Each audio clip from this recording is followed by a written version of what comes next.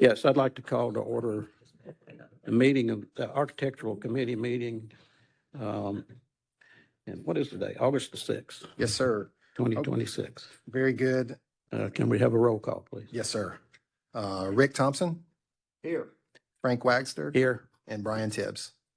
All right, just need 2 out of 3. So we've got quorum. We'll go ahead and move on then to the application review. Anything that's related to the committees, as you already know, is denoted by the prefix that that corresponds with that committee. So you've got two documents there. The degree review for Lowry, and then you've also got the October 23 minutes, just because there's some context provided there as well. So just for sure, for those that may be listening, let me just, if it's okay with the committee, I'll just give a quick little summary, and then you guys can get after it. All right, we're reviewing Mrs. Lowry's education under TCA 622502B, which states as follows, quote, approval of a curriculum that is not accredited under the terms of subsection A shall be at the discretion of the board and upon the basis of certified information submitted by the school for the period attended by the applicant. We had a similar case back in October 23, the minutes attached there and highlighted there for your review. And that decision is available on your iPads, along with a snippet of that former applicant's education for comparison to Ms. Lowry's and further discussion. Ms. Lowry states that her degree is also a part of a 5-year NAB accredited program in which case Rule 121.11.3b may be instructive. And it states as follows. In reviewing a non-accredited architecture curriculum, the board may approve either an architectural curriculum of not less than 4 years offered by a school of architecture as part of an architectural curriculum toward a NAB degree equivalent or its equivalent. So just a very similar setup. Let me pull up the October 23 minutes there. You'll notice there, we did an application review, and those minutes state as follows. So the committee members reviewed Mr. William Scott's application and decided that his education was sufficient per TCA 622502B. That's also the statute that's in view here in scope. The consensus from the committee members was that if a candidate graduated from a non-accredited architecture program but passed the entrance exam and has the 5 years required experience, they would be in favor of granting licensure. So I didn't see anything that was different from that one. And I know we try to be consistent, but we don't have the authority to grant these applications, that without board approval. So just wanted to, since that hasn't been relayed, just wanted to have that discussion. Right. Yeah, hearing all that and I think both Rick and I, and probably Brian, have reviewed this.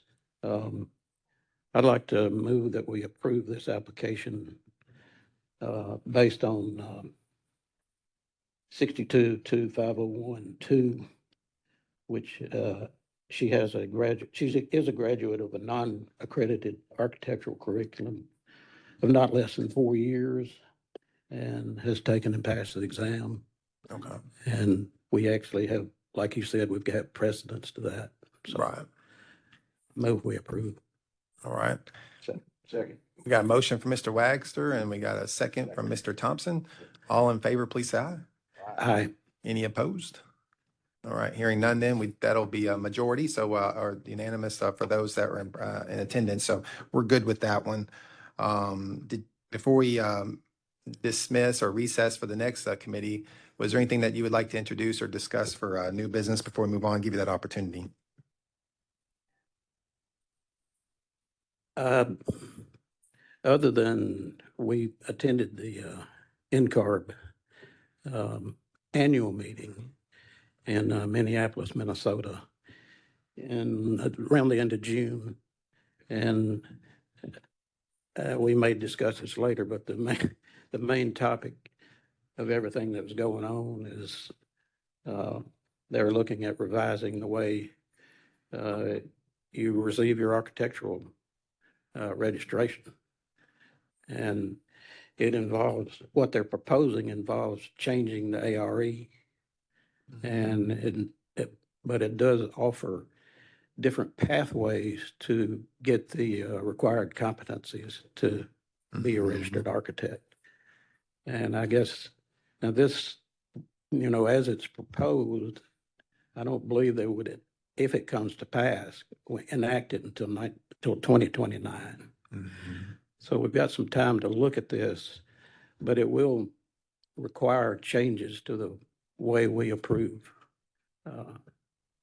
people to take the exam. There's a lot of parts of our laws and rules that pertain to this. And so we're going to have some discussions on that. Yeah, no, that's a great point per usual. You and I are in the same vein, all three of us.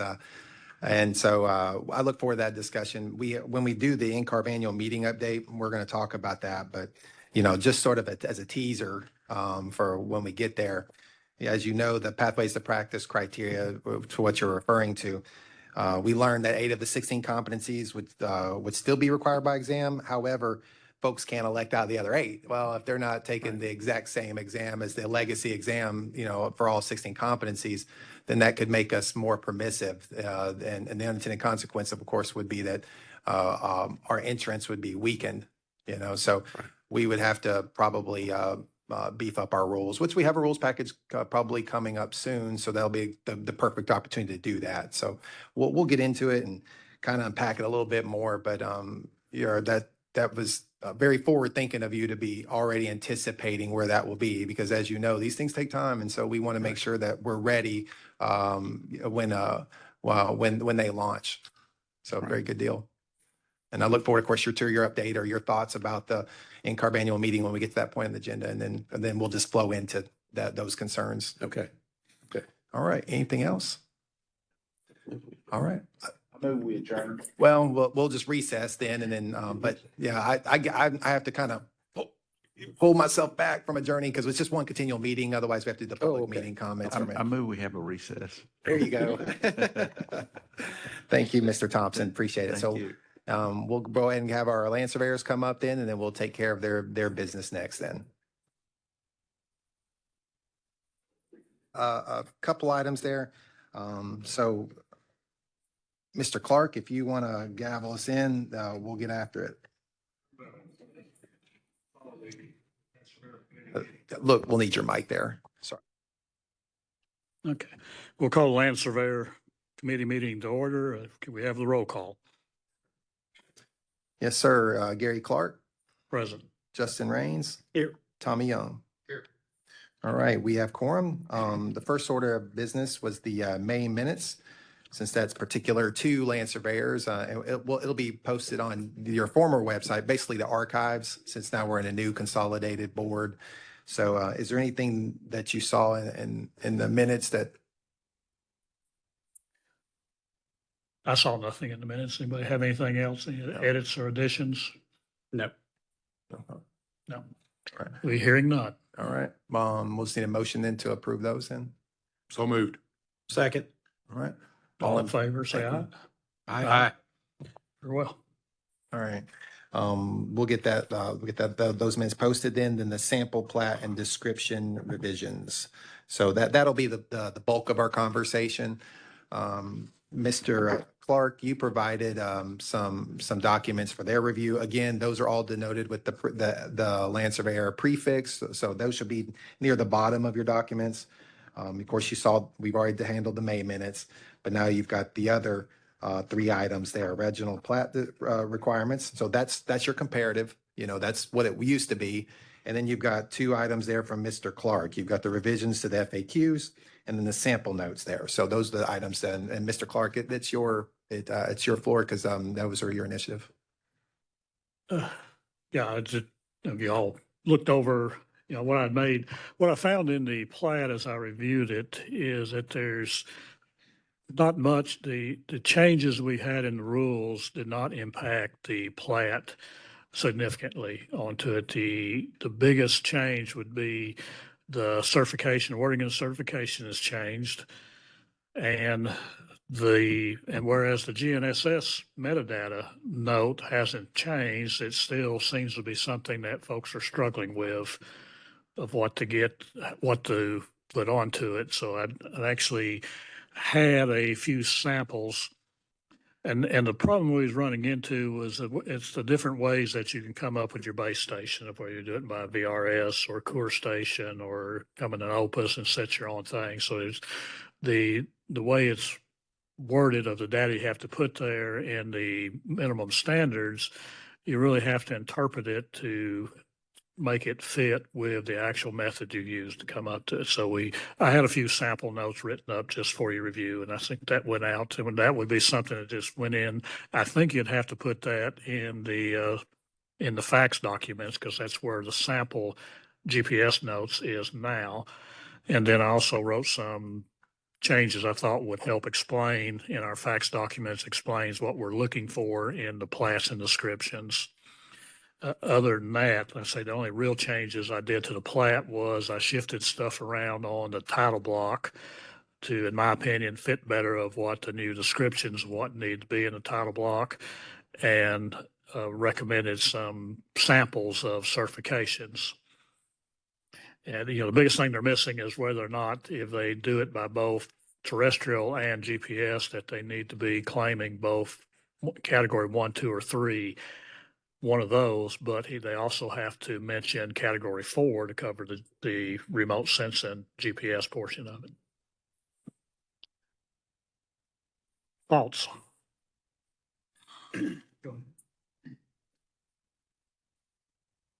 I thought it looked good.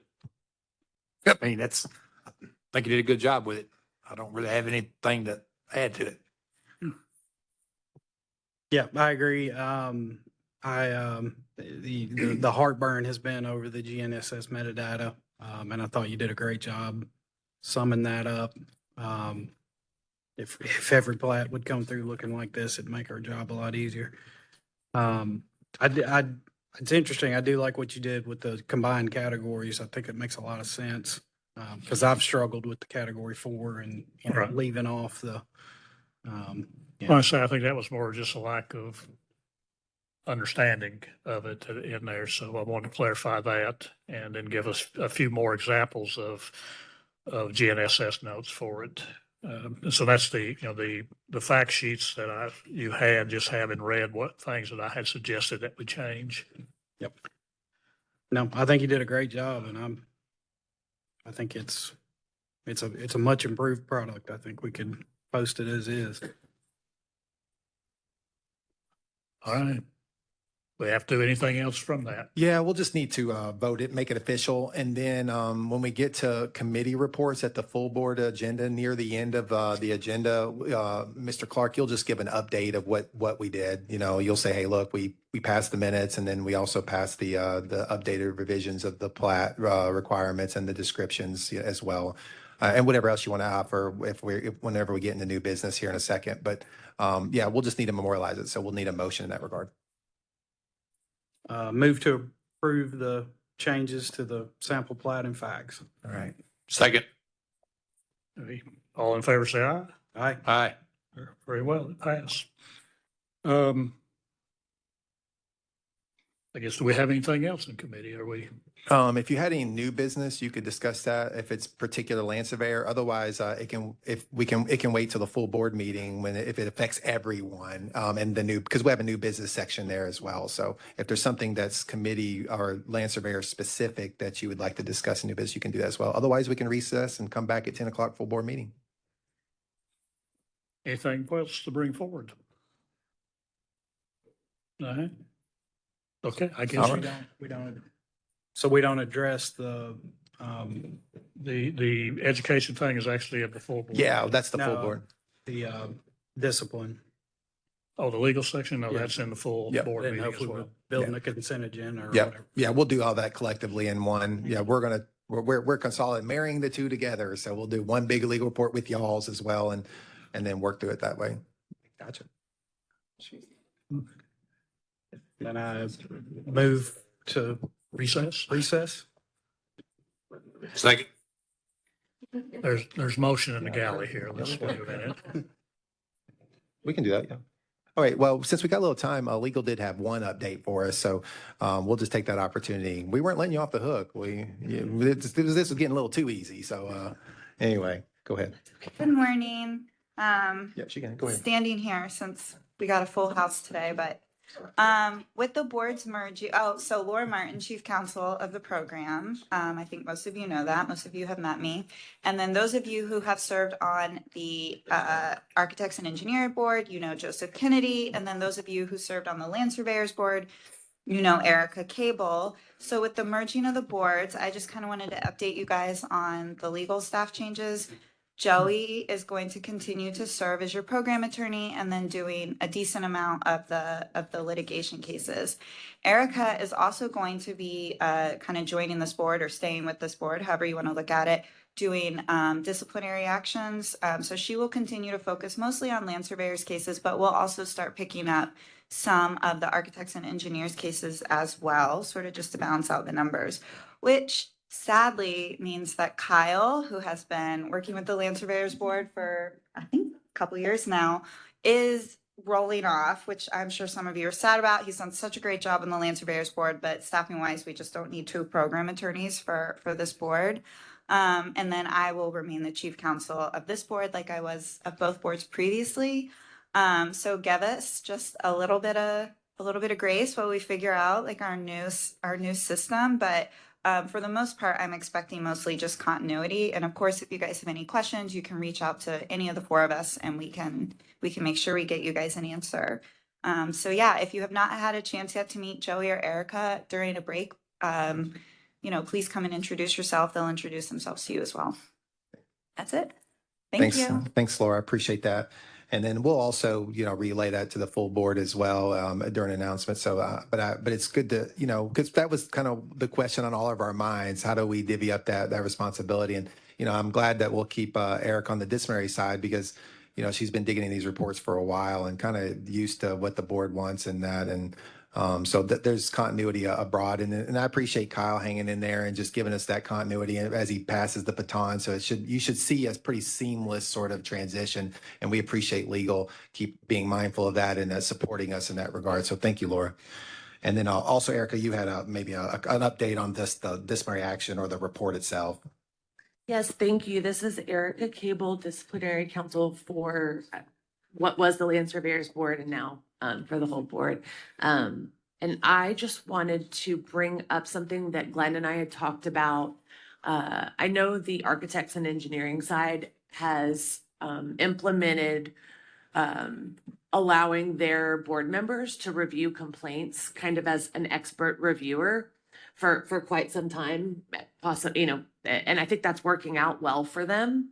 And I know with the Land Surveyors Board, we have oftentimes utilized an outside expert reviewer who's a licensed land surveyor who we have a contract with. We actually have a few of them.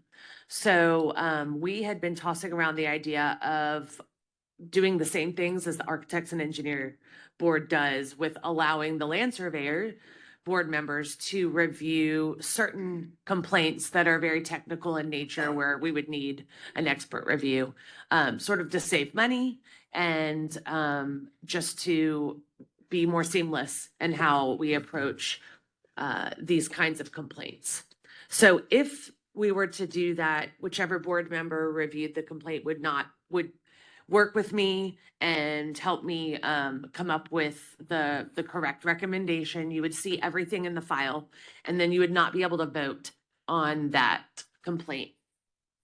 So I'd love to hear what you think, but we think that this is a really good idea, and we would like to at least try it. So yeah, there was a couple reasons for that. One was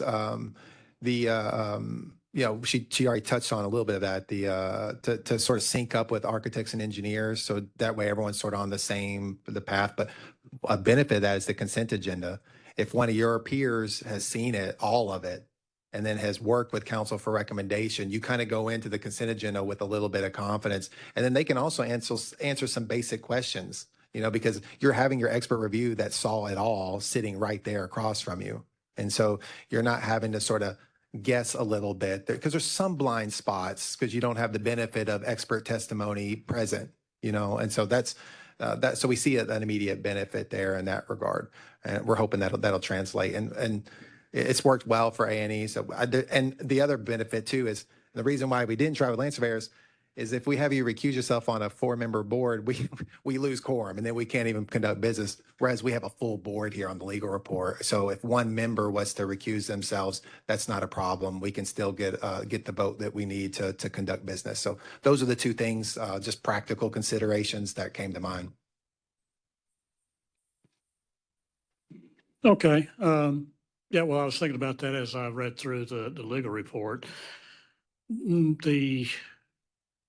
I guess do I understand the way the committees work? Is that on survey issues, on the complaints, that only the survey committee votes on that, or? No, it'll be the full legal report. So your peers can vote on that for sure. On the whole And so- thing? Right, So- that's right. because But it's a healthy discussion. Well, And so, I- yeah. Yeah, that's where I wasn't sure, because I thought Yeah. on the, I understood that there was going to be a suspension or removal of license that went to the combined board, everybody. Right. But I didn't understand where everybody be voting on all the legal issues. Yeah, they will. And it's like, for example, architects will, they'll have I'll give you a good example. They'll have something comes before them and they'll have an expert review. One of their members will review it. Right. And they'll make a recommendation so that they're getting first touch and first recommendation. And then the board is typically sort of deferred to their expertise and their level of competence when it comes. So they're sort of driving and leading the discussion on that matter. And so I would see it no different with the land surveyors. But after Well, that they've was come my to only conclusion. concern, is that if we only had two people voting on it, that you just Yeah. had two people voting on it Right. with the, not having the public member or the Mhm. third member going Right. at it before. Other than that, I mean, Erica does a wonderful job of getting everything, but when we've had to ask detailed questions, we have to kind of blindly walk her through of where we want her to look on the drawing and what Right. to check out details of that, which has worked to there. Mhm. And I mean, there has been once where I did ask, could I see the drawing? And they, redacted it to death. And, it still worked, but that was a lot of effort to kind of get it on that and keep that blind. So I actually favor that, of having someone on the board who has actually reviewed the entire documents and can testify and answer those Mhm. questions. Or at very least walk over to the drawing that she's got pulled up and recheck something and help answer the Mhm. question. Yeah, we didn't see any, I guess deficits. There didn't seem to be any downside to it. We could only see a positive benefit, and I think that'll be realized. Of course, we have the option of our contractors if we have to on one or two. If we get to a situation where it's somebody we all know, then or could potentially. Well, that's that'd be part of different. the question. Will we still be using the contractors to get the testimony from the adjacent property owners? Because a lot of that, they've actually had to talk to other people and interview them to come up with an evaluation or a recommendation. We for would, us. that would be the idea, yeah. So, we can use investigators for that too as well. We can send our investigations team out there and just with directions, like, Okay, this so is we the still get the criteria. advantage of having Yeah. the independent investigators doing a lot of that legwork that comes into play. Yeah, we can absolutely send an investigator out for Okay, those. but we for just those have type the of things. advantage of having a board member that actually has seen all these documents with all the names and Mm-hmm. can advise and testify, help answer questions of the full board. Yep. Really good. Okay. And then you've got 12 potential votes, right, on a full board this size, and one person recusal, that's not a problem. I mean, it's that's easily handled. It's because you're what, 7 for majority in that, so it'd be super easy. So, my question is, how does this currently work? I guess before we came on, so one engineer obviously if it's an engineer complaint, they're obviously recused. Mm-hmm. And the architects aren't, they're not engineers. So if it's an engineering complaint, do the remaining engineers vote a certain way and the architects just follow suit? Or they don't fully understand the engineering standards? Well, no, it's Because what they're doing is you've got your subject matter expertise, that they're verifying that there's been a violation accomplished. So at that point, we're all qualified to, to make a decision on what that penalty to be. It's not really establishing whether or not there's been a violation. Your subject matter experts, along with the design professions that are specific board members, they also agree. So at that point, we're not in the discussion about the technical aspects or the subject matter. We don't necessarily need the subject matter expertise is what I'm saying, because that's already been established. They're saying this statute has been violated and, in our professional opinion, and based on that, now as a full board, what do we do about it? So just deciding the disciplinary action. is That's what- really where is you're the at, Short yep. part of it. So, yeah, All right. Any more questions or? All right. Well, very good. Chair, if it pleases the committee, we can just recess and then we'll come back at 10 o'clock for the full board. it pleases the committee, recess. All right. Thank you, sir. Okay. Right. All right. Chair, whenever you're ready, you can gavel us in and we'll get after Oh, it. yeah. Yes, I'd like to call to order the Board of Examiners for Architects, Engineers, and Land Surveyors for the August 6th, 2026 meeting. Right. Can we have a roll call, please? Yes, sir. Philip Lim. Here. Dr. Ash El Sayed. Jason Carter. Here. Rick Thompson.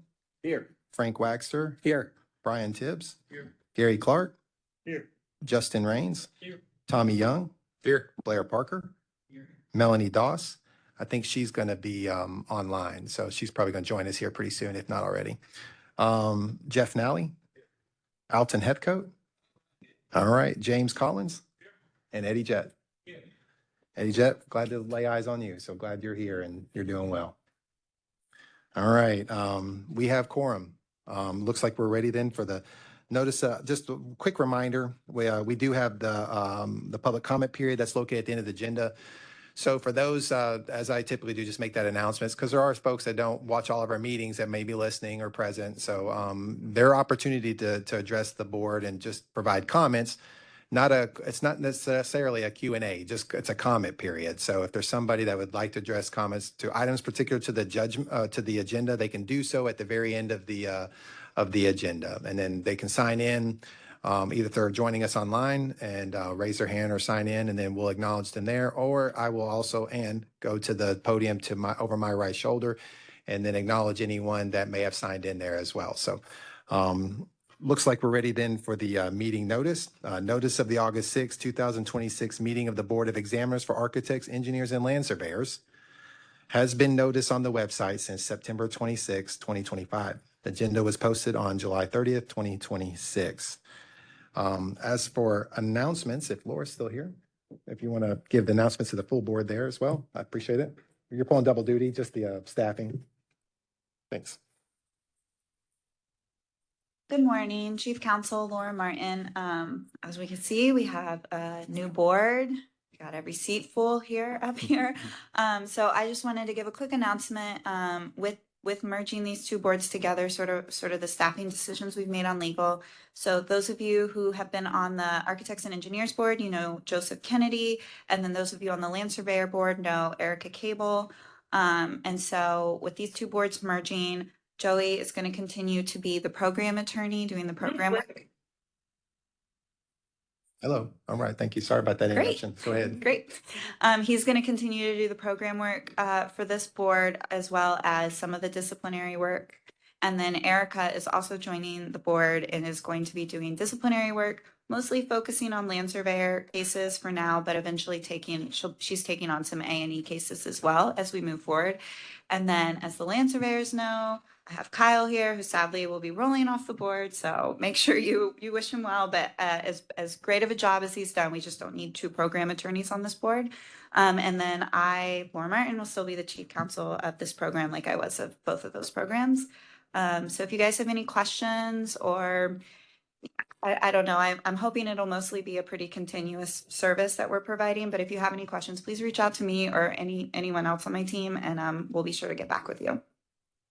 Okay, thanks. Thanks, Laura. Appreciate that. She also gave a sort of a mini update with our land surveyors and their committee. So just want to be sort of just give you peace of mind and share what that sense of assurance that I also have that you shouldn't see any breaks. Should be pretty seamless. So and I hope that that'll be your experience then in the next few months. All right. Also, let's see. Yes.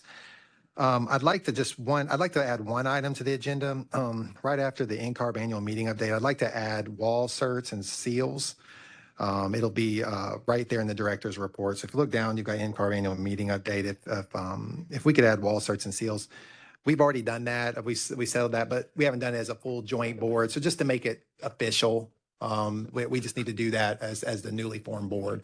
We couldn't really wait till this meeting because, we're having to get documents and letters and all that kind of stuff. So we were right to do it early to prepare for this day. But now to make it official and memorialize that, we need to add it then if we can. So when we get to the agenda, which was what we'll be doing next, if somebody would give a motion to allow for that, I'd appreciate it. So moved. Okay, we have a motion. Do we have a second? Second. We have a motion and a second. Any discussion? All in favor, say aye. Aye. Opposed? Motion carries. Thank you. I appreciate that. Okay.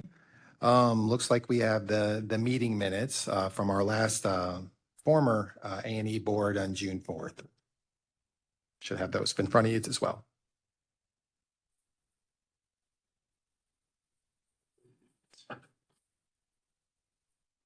We have a motion to approve minutes from Brian Tibbs. Do we have a second? Discussion there, it looks like as well. Yeah. Did they do a second? Do we have a second? I'll second that. All right, there you go. Yeah, just one point of order on the, or clarity. On my complaints, I have a typo to correct. Okay. It says Rick Thomas, and that's one of my aliases. Is that your alter ego? I don't have the license with me today, but no. Okay, well, No, just wanted to correct that, just in case. Yeah. I don't want it to be a technicality. thank you. I Just appreciate it. listen. Where was that? Well, just, Well, actually, it's on right now. I found it on item number 6 on the legal report. So Okay. I'm not sure how many others, if it may be on there. is that on? I think it's actually throughout the legal report. Is listed it on Rick all? Thomas. Okay. Okay. Yeah. And that's, And I'm now Alton Bradley. oh, okay. His other name. No, but I just wanted to make sure we get that corrected. Okay, For the very good. minutes. Thank All you. right. Yeah.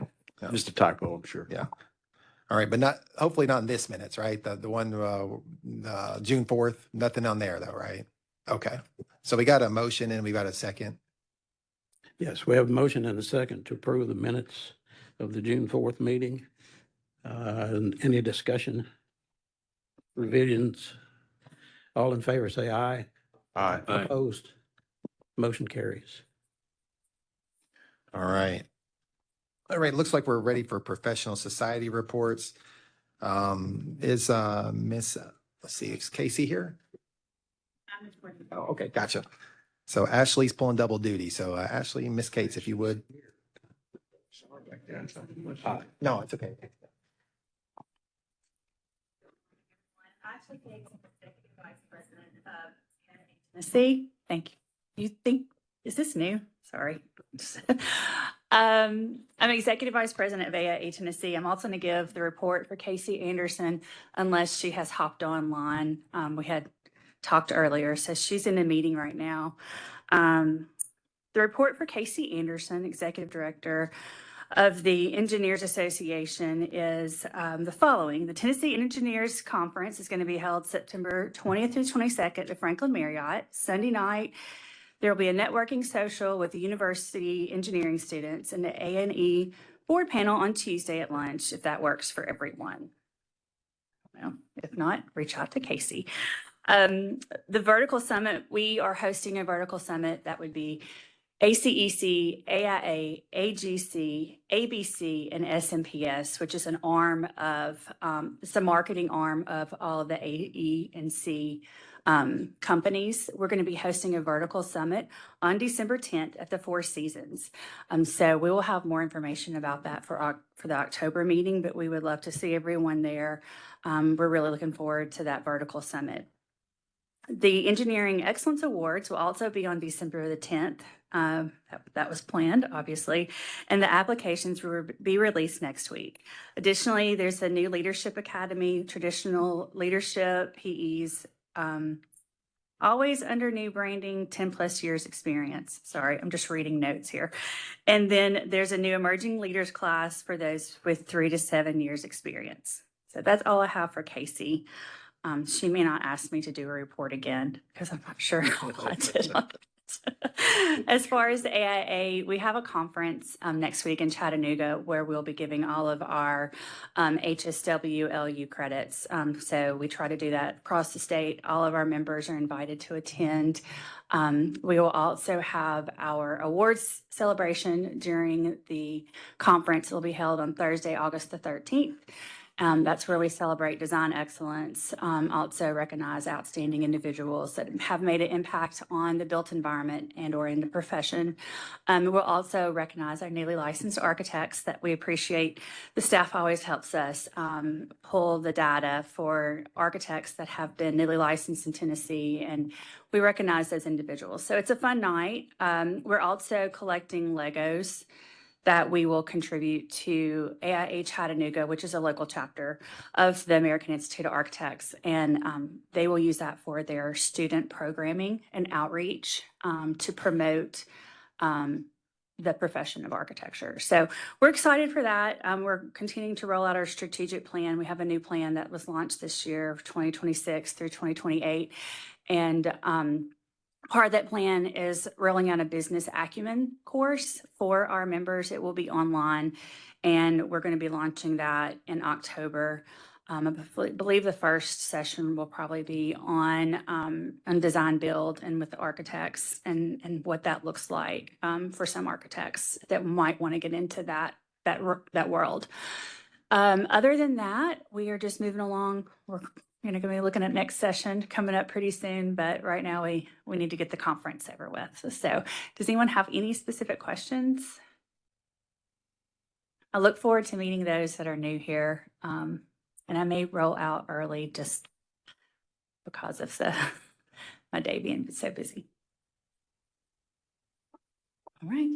Thank you. Thanks, Ashley. Thank you.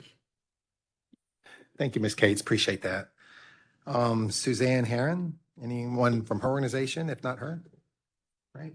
Anyone online? Okay. Looks like, let's try Jimmy Cleveland. Is he online? Okay. We'll come back and pick him up if he just pops in, okay? Mr. Snyder? Good morning. I'm Sorry. I've got to hit the button. No, There we go. Okay. Good morning. Charles Snyder. Casey also sent me her comments. So You probably would have done a better job. you did great. I was just reading this poll. But so I represent the Landscape Architects Association.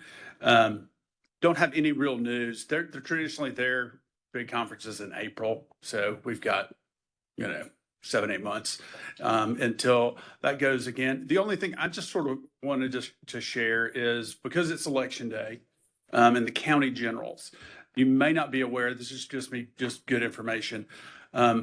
We have there's at least 20 new county mayors because of retirements and other things who will be elected, right? As all of you know, as land use professionals, sometimes it does take some time to onboard those new folks. And so I would just say, encourage conversations with new county mayors, to understand sort of their vision. If it's your county, you understand, you've sort of heard what they're talking about, but if it's an adjacent county that you work in, you may not have paid as closely attention. They obviously have good staffs that sort of help them.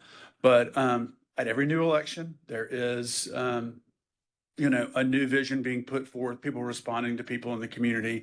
And if you're in a high growth county in this state, the one thing that we all know is there's a lot of tension. right? So I will just say, be patient with those conversations, share sort of your knowledge and vision with those individuals as well. But as well, there'll be a lot of new county commissioners, all that type of thing, that where people will not necessarily have any personal experience other than they own their own home, right? And so they won't sort of know the history and the pattern, and they won't understand the vision of the future that you may have with your work. And so that's just sort of the thought I wanted to share. And hopefully everybody took advantage of early voting here so that you could be here today.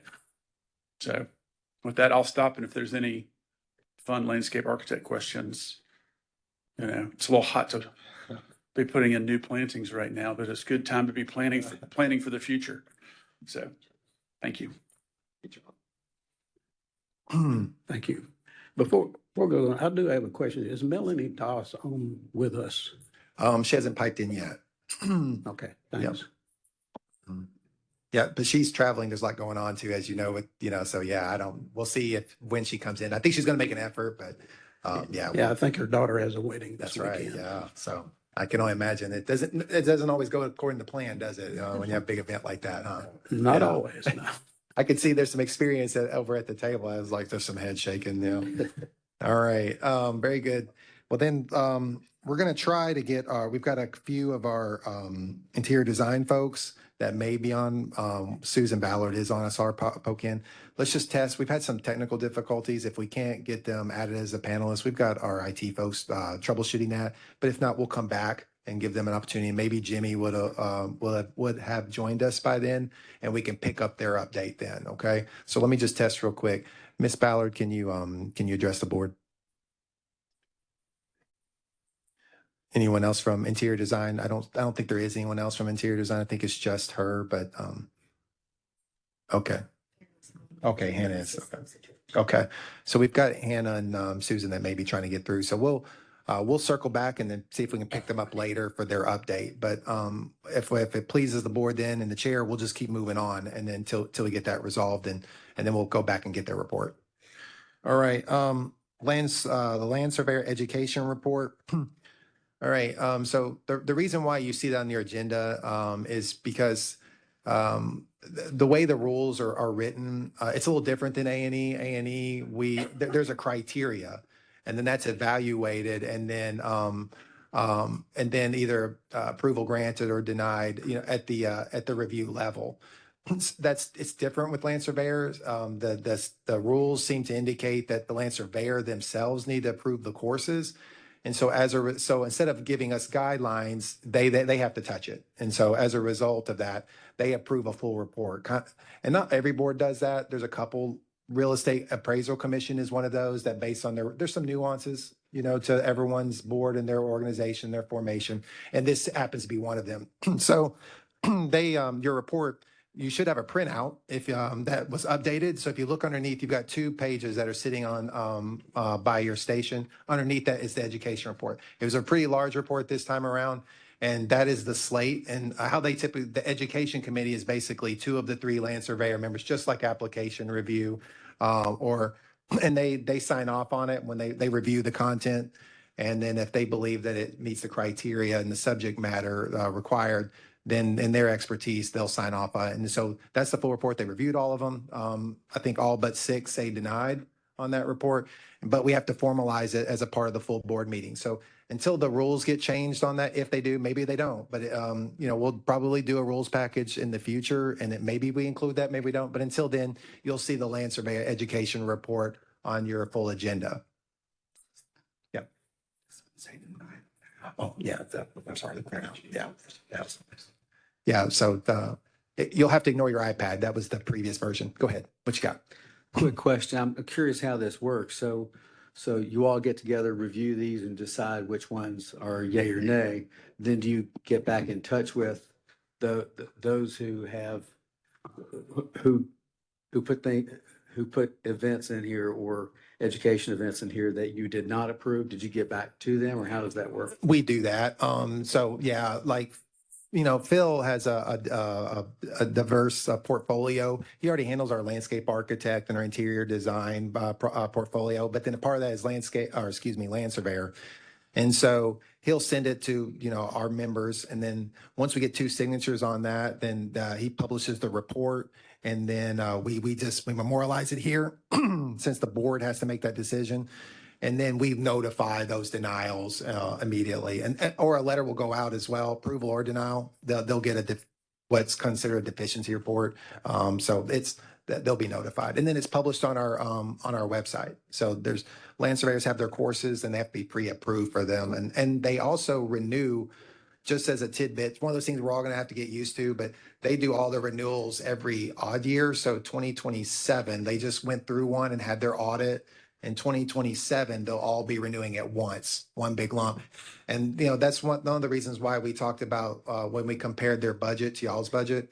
They typically, because they get all the renewals at once, they're in surplus every, I believe it's every renewal period, which is every odd year. And then every, even a year, they're always in deficit, but it always works out because it covers the balance of that remaining year. So they've got good fiscal sort of health. They're always in the black when you take the 2 years total, but you can't do it by year because then otherwise you'd be horrified during the 1 year they're not in renewal cycle. So, and so just as you guys know too, when I was sharing with the A&E board, I wanted them to see your books, you know what I mean? Because we're bringing 2 together, right? So you got to, just like a marriage, you got to show the books. And so it was really comforting to know that, you guys were doing a pretty good job carrying yourself. So we appreciate that, no outstanding student loans or anything we had to worry about. So that was good.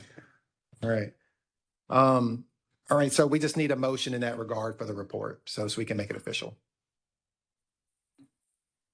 Well moved. Second. We have a motion and a second to approve the report. Oh, sorry. Too many on. Yeah, we have a motion and a second to. Discussion approve over the there. report. A good question, just out of Okay. curiosity, why was the fundamental electric vehicle denied? There was a course on online correspondence fundamental electric vehicle. That's not a survey course. That's got nothing to do with land surveying. Well, I mean, the reason why I asked, because in the electric vehicle parking space, you had to have so much space in terms of egress and ingress. So something worth thinking about, because usually for every 2 conventional parking spaces, 1 electric vehicle parking. So anyway, just a comment. Thank you. Thanks, sir. Okay. Have a motion and a second. Do we have any other discussion? If not, all for the motion, say aye. Aye. Opposed? The motion carries. All right.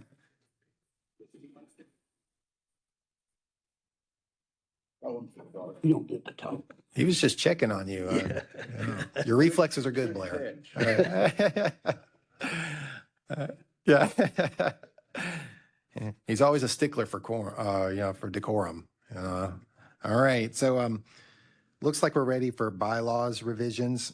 And so what the printout you have on top is basically the red line with comments, because you've got the clean version in your on your iPads, but I wanted you to see the red line. Mr. Collins has worked on that. Just let me fill in our land surveyors too to get them caught up. Not every board has bylaws. Of course, land surveyors didn't have bylaws. They wasn't in their statute. That's why. Statute for the engineers, I think that title was written in 1921, and so I think the bylaws were just carried over throughout. And again, not every board has that, but because it specifically mentions bylaws. The A&E board, now A&E Land Surveyor Board, has bylaws.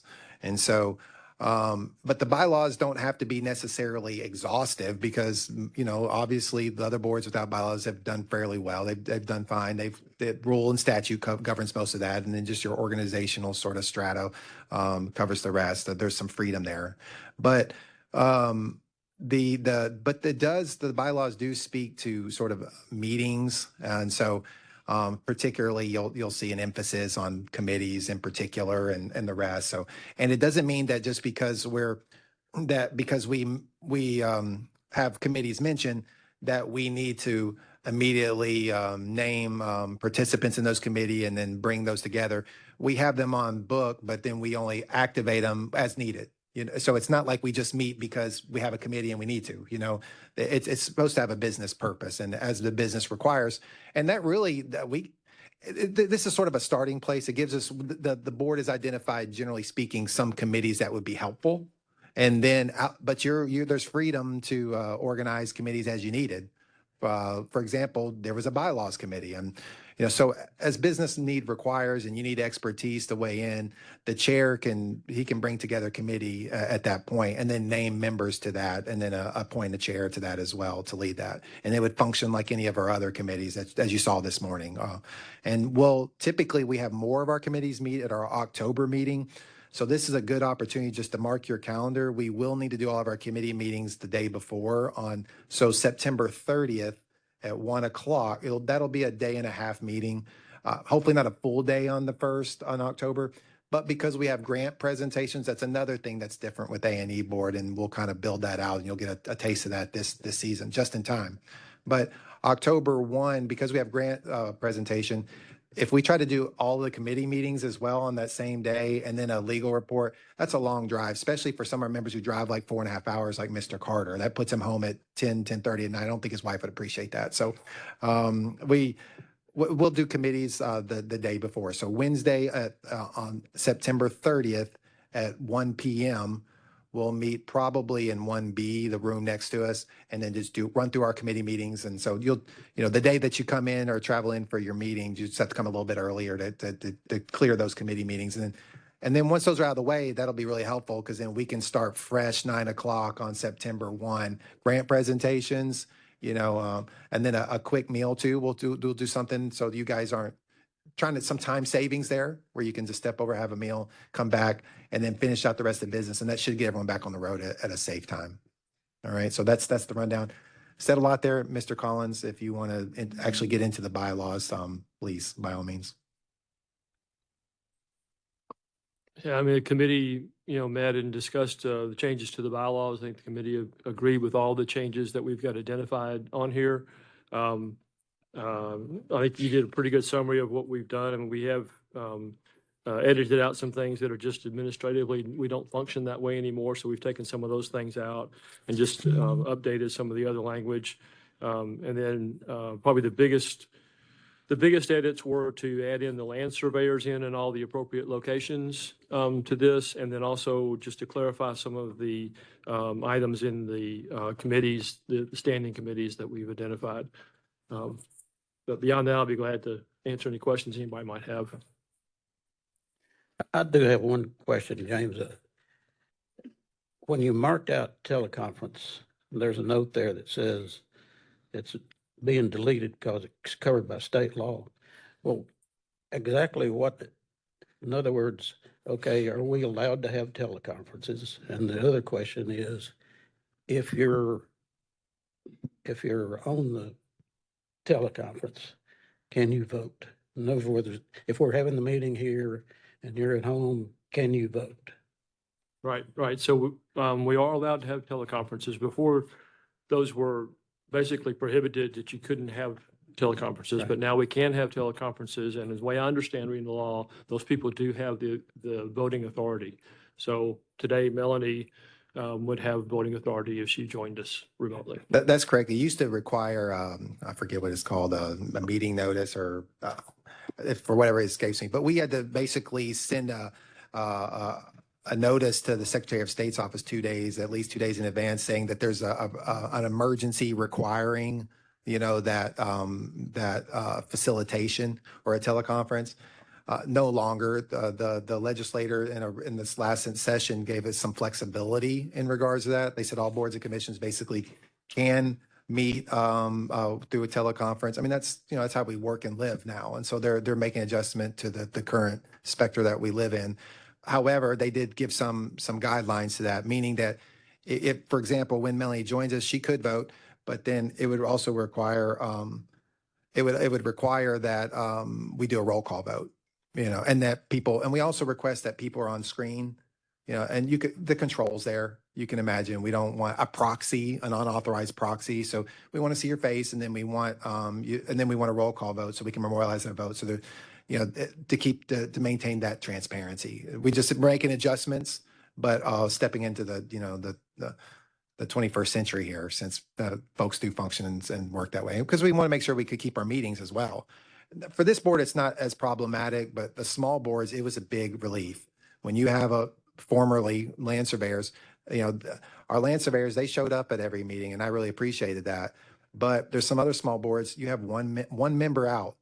Now you're on the brink of losing quorum if anyone has a flat tire on the way to work, on the way to the meeting. Well, that's problematic if you have folks driving across the state to get there. So anyway, that problem's now been resolved. So that was the point. So he's just updating to reflect that. Yeah, thanks. I have a question. James, on section 606, the outreach committee, can we add the land surveying to the list of schools that they'll reach out to?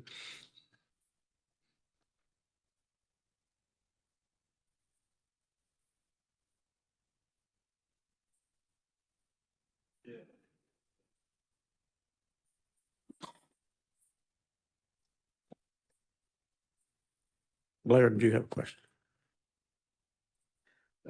Thank you. I have just a point of clarification, section 304, which is page 2, I believe, of the document. The final sentence in that section 304 reads, the presiding officer may deny a request to speak to individuals wishing to address issues not on the agenda. I understand that, but if you come in and you want to say something to the board, you still have that opportunity during the public section, correct? Well, yes and no. The statute requires that it's related to items on the agenda. However, we, as a courtesy, we typically allow, you know, as you know, in practice, we'll allow them to we're in the spirit of due diligence, and also in the spirit of sort of keeping with the intent. We're very broad on that. You know, I guess what we're saying is, like, if someone just went unhinged right off the rails, has nothing to do with the agenda, and wanted to tell you about all, you know, something that's completely unrelated, we're just reminding them that we still reserve that right. Okay. Yep. And then remind me, I'm sorry, James, remind me why we did this. Section 504, terms of office. Officers shall serve a one-year terms beginning July 1 and ending June 30. Right now, the way our meeting schedule is, we meet, you know, the first week, the Thursday of June. And I'm wondering why we wouldn't sync it with our current schedule, our current meeting schedule, as opposed to in between. And, you know, I don't remember why we did this. Yeah, so this aligns with the state fiscal year. Yeah. Oh, that's right. And that's the Okay. reason it's that way. And I'm pretty sure that in the TCA, it also says this exact same language. Okay, all right, thank you. Yeah. Have any other questions for James? He can take it. Yeah. All right, thanks for your report. Yeah. Well done, James. So we need a motion to move. Yes. I'd like with to, this. I'd like to move, we approve this with the one addition that I think Gary noted about the inclusion of land surveyors in section 6.06.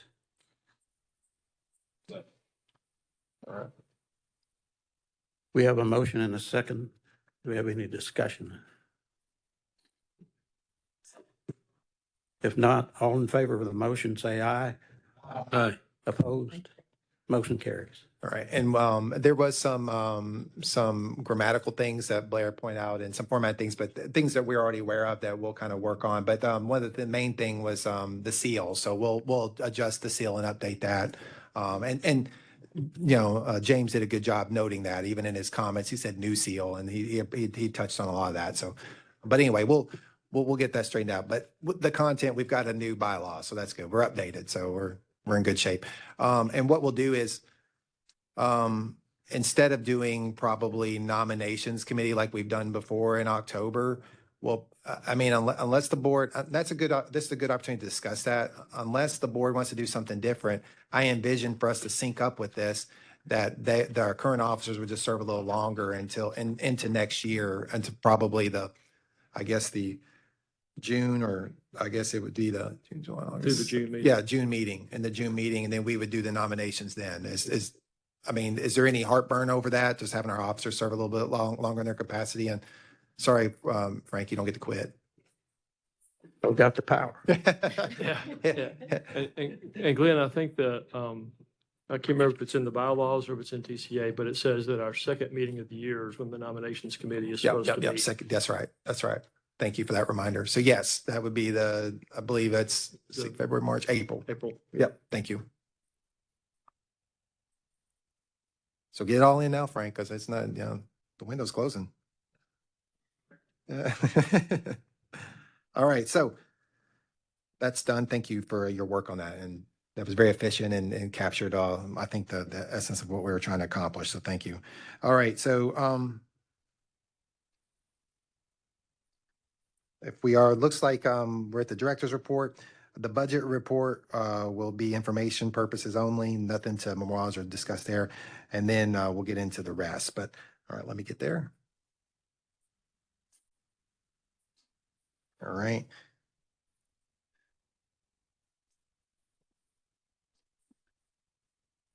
All right. So we don't have land surveyors added yet. That's taking a little bit of time.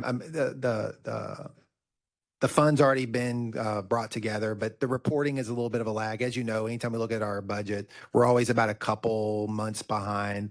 And so you'll have that reporting very soon with both the land surveyors and the A&E. But right now it's primarily A&E. So that's why I included land surveyors on the second slide. So that way you can kind of watch both of those. And of course, it's very instructive. As you can see, let's just for a general awareness, then we'll drill down. But the second sheet with the land surveyors, you'll see that they have that green smack dab in the middle. That was their renewal period. And so they'll run red for a while. And so you'll see a little bit, not quite necessarily leaner, because we have enough surplus with the general board, but it should be a little bit leaner in the report when those come together as a result of that. But then you'll see that sort of burgeon a little bit and expand once they hit their renewal cycle again in 27. And then eventually we'll get in that cycle that, and we'll have some trending there to compare to, and that will take off. But I do notice that Edison doesn't touch them nearly as hard as it touches us. yeah. Yes. Yes. Yes. Yeah. They're pretty lean over there. You know what I mean? They don't even get snacks at their meeting. Can you believe it? No, I'm just kidding. No, they're pretty lean. So they're not adding much on the way of ledger. And that's another reason I wanted you to see that. So you can, when you make our financial guy, our spreadsheet guy immediately dialed in on that. Alton is our grants spreadsheet wizard. But anyway, so. Well, sometimes we have a Floridian slip. But anyway, so we got onto the budget there. But they're in really good place. During our last meeting, we went over the months of record through March. As a result, we will focus primarily on the remaining months of record. That's April and May. So that's our last reporting. And then we'll close out the fiscal year at our next meeting. And then I'll have a full report, sort of macro, micro, with the reserves versus the trending analysis. So very soon you'll be consolidating one budget, and then you'll notice that, because then until we get consolidated, you'll have basically two budgets. We'll go over both and until we get to that place. As for the reallocation represented under technology in April for both boards, that is the result of an overcharge that was identified and credited back to the program. So there was a reallocation there. You'll see those brackets were being, so April, if you see that on the first one, 2,992, those brackets dead center, that's a reallocation there in expenses coming back to the board. So we have some folks at the division level, but also through fiscal, that are always looking at our ways to cut expenses, but also looking at our charges. So we appreciate their work in that regard to safeguard us. And they identified it basically an overcharge. And so that's where you're getting that credit. And you're also seeing, in that, since that was across division, land surveyors got that too in April. So that's what that is. And that's the only thing that really jumped out at me. Both boards are looking great. Both are in surplus. I didn't see anything else that gave me any heartburn or on the ledger that sort of raised any ire or concerned me. But if there's anything that you see or did you would like to ask a question about or discuss, let me know. And then obviously that discussion's ongoing. If you see something later or think of something, you can just send me an email and we can discuss that then too. But that's all I had for the budget. I'll pause for a second, and if nothing, then we'll just keep tracking. Okay, so grant award process. I want to discuss that for just a moment. I discussed kind of Alton and I, we talked about this, and then that's something I wanted to bring to the rest of the board. And before I do that, it looks like we are getting a couple of our folks back on. So I'm gonna try for our professional associations, if we can just pause for a second and see if we can let them give their report. Miss Hannah, Miss Finch, are you on there? Any luck?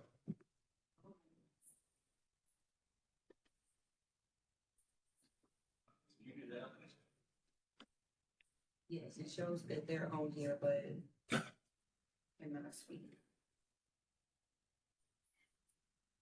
Miss Ballard, let's try her. If not, and while we're working this out, if you can just email your comments or your report and we can read that as well. If you can send that to alexandria.griffey@tn.gov, and then she can pass that along. Okay. Yeah, looks like they can hear us, but we can't hear them.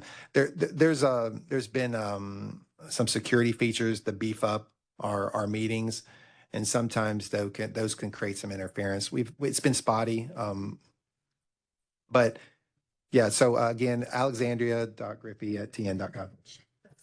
Check with Melanie and see if she can. All right. And then Melanie, Miss Doss, are you online?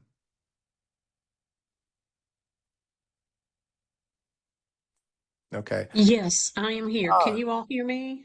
Yes, we can hear you. So Okay, you're all awesome. right. Good. Yes. All Yeah, right. took a So little time to get yeah, on, but I'm here. Wonderful. well, we appreciate your Big brain. patience. And then Melanie, we've got you a seat over here. So when you get back, you'll get to get the full force of it. And I know you've got a lot of important stuff going on today, and thank you for taking the time to join us. And when we get into the voting, and so long as you're on there, we'll just do a roll call vote if that's okay, so we can include Melanie as a part of that vote. Are you okay with that, Chair? We'll do that. Frank is shaking his head. Nope. Sorry, Melanie. Okay, that's okay. Absolutely not. Okay. Yeah, that sounds good. All right. All right. Also, Hannah and Susan, if you've got Melanie's email address, Melanie, would you be okay if they send you their report and then you can just read online since you were able to get through? Absolutely. Okay, great. So just, I guess when you get that, just raise your hand, then we'll interrupt, and then we'll have that delivered, and then we'll keep on going. All right. Okay. Thank you. All right. So the grant award process.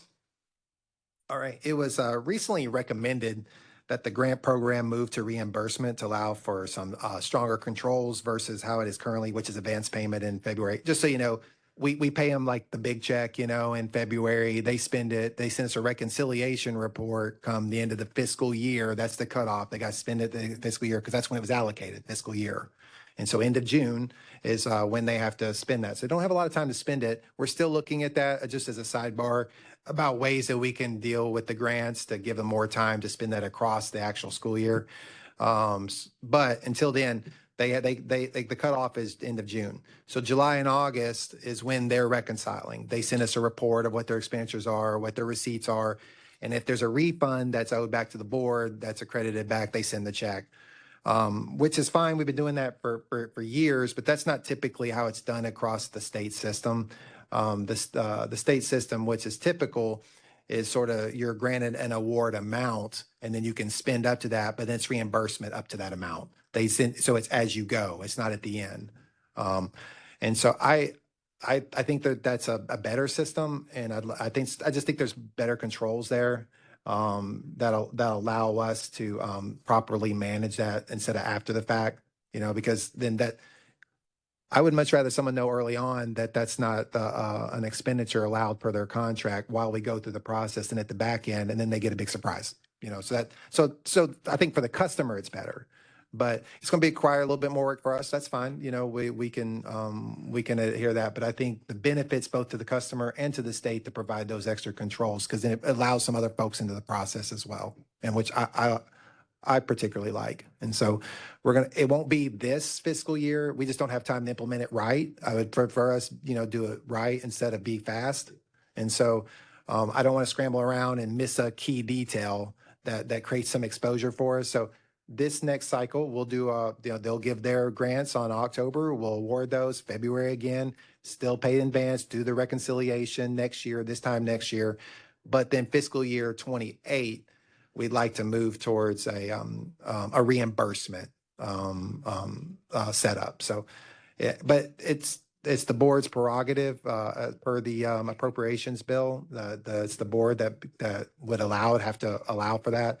So that's what I'm asking, is if the board itself would not only entertain that, but would move in that direction, and that would be much appreciated. Is there any concern about lack of participation, enthusiasm, that now they'll have to put it in their budget to do it, even though it'll get reimbursed? I don't know. I guess since it'll be reimbursed, it won't be an issue, but there is that upfront money that they'll have to be able to, be responsible for. I don't know if there's any concern about that or not, but I do understand why you're doing it, but I just wonder if there's any concern, and that may, adversely affect what we're trying to do. I have talked to two of the universities about this, and both of them agree that that's normal, that what we're proposing to implement is kind of a more normal procedure and basically what they're used to.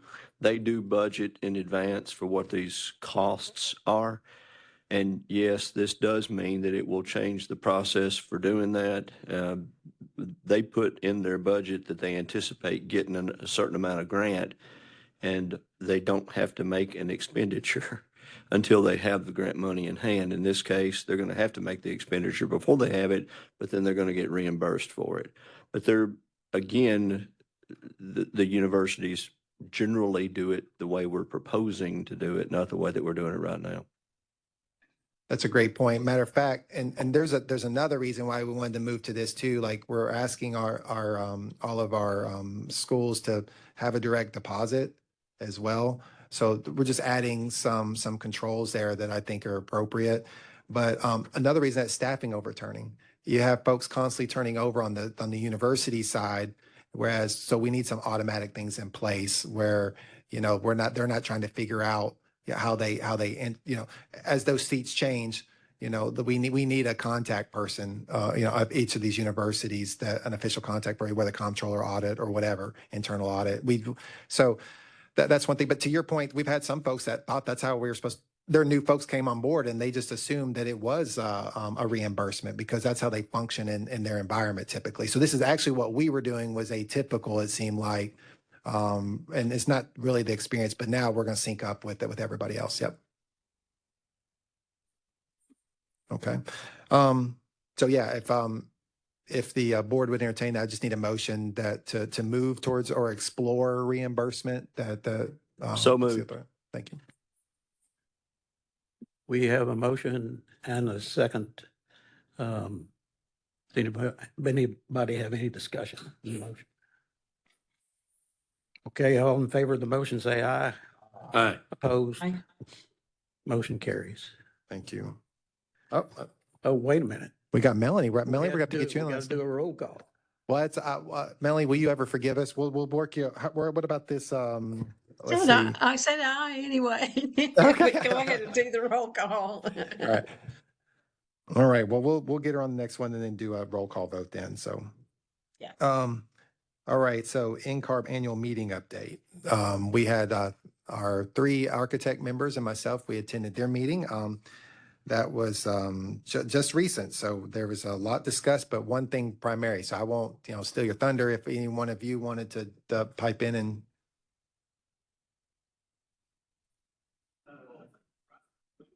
Oh, okay. I thought Rick was going to. No, that's fine. So Sorry. one of our biggest thing was we had elections, so that was kind of the one of the big conversations we discussed. Also, we're looking at the different core efficiencies for pathways to licensure. So it's another. We've been looking at. Actually, for a few years, there's been a study to like different pathways to licensure as opposed to just the regular way. Now, some of it we'll still have to work out, especially with the way our state is organized as far as that being able to really be able to do it. But we're in that process. It's a transition, and it's a lot, somewhat based on what we did before, where it was based on experience. But there's different pathways to do it. There are different cores, and so it's a pretty robust thing that they're beginning to implement. And it's the process will still be determined. They're still kind of working some bugs out on it, but it is. I think they said it's like a 3-year period that they're looking to start transitioning. And then internal to our Region 3, Region 3 has had a nonprofit that was set up several years ago that included the southern states. And right now there's a movement to abolish it. And there's pros and cons to it, but some of the pros to it last year was helped us with some of the reorganization, and it's kind of worked well for us. But then there's some, at least some issues brought up about the protection of the overall in-card because of it. So that's still to be discussed within it, and we're kind of just, I guess right now we're just kind of watching and adding comments as necessary. Yeah. Thanks, Brian. Yeah, and what Brian is bringing up is the NCARB is looking at revising the way you get to be a registered architect. And the ARE, as it sits now in their proposal, and I think it's 2029, would be a portion of it. In other words, the ARE now covers the 16 competencies they're talking about. In 29, they're talking about it covering half of that. And there are other pathways or ways to get the required competencies approved. And it goes through a rather tough process, the way I see it, through NCARB. I can't imagine they really want to take on some of the parts of it. But it would, if it is enacted, we will have to make some revisions on how Tennessee allows people to be registered architects. Because right now we require the ARE. The ARE at that point would only cover half what's really needed, and we don't really want to do that. Yeah. So, personally, I'd like to see the ARE stay there and have the other avenues to get registered and make that a choice. And I think a lot of people in school right now would like to see it remain that way, but there's a lot of discussion going to take place in NCARB and between, with us in Tennessee. No, you guys nailed it. We kind of touched on it a little bit, Brian, this morning, and you, of course, folded in nicely. So you immediately saw kind of how we need to prepare ourselves. Under the pathways to practice criteria, that's what they're calling it, pathways to practice. So if you hear NCARB path, it's alternative licensing, like CLARB is going through that. Engineers have just barely put their toe in the water with the engineering technology, as you know, with NCAAS. That's about as far as they're willing to go, which I understand. Each to their own. Everyone has their own concerns, and so. But it looks like architects, NCARB, they're opening that up quite a bit, much like landscape architect are as well. So we have 3 pathways, as you already know, which require, like Frank said, an ARE. Well, the ARE is 16 competencies. If they can elect out of 8 of those, then it wouldn't be the same ARE. And so if our statute says that they must pass the ARE, then our rule would need to change if it's the will of the board to maintain our legacy pathway and not adopt the pathways to practice. If the board now said, yeah, we we love it and we want to adopt the NCARB's pathways to practice, then that would require a statute change. And so without a statute change, which this board doesn't have the authority to implement statute, that would have to come from the legislature. The General Assembly would do that, obviously. And so what we can do is to make sure that at a minimum that the legacy is protected until the legislators make that decision. And so that's going to require a change in the rule. And how that rule will work, well, that's going to be for Mr. Kennedy here to unscramble. But hopefully, I'll just let you know the rule that you want to look at. Rule 121.15 will need to be included in the upcoming rules package.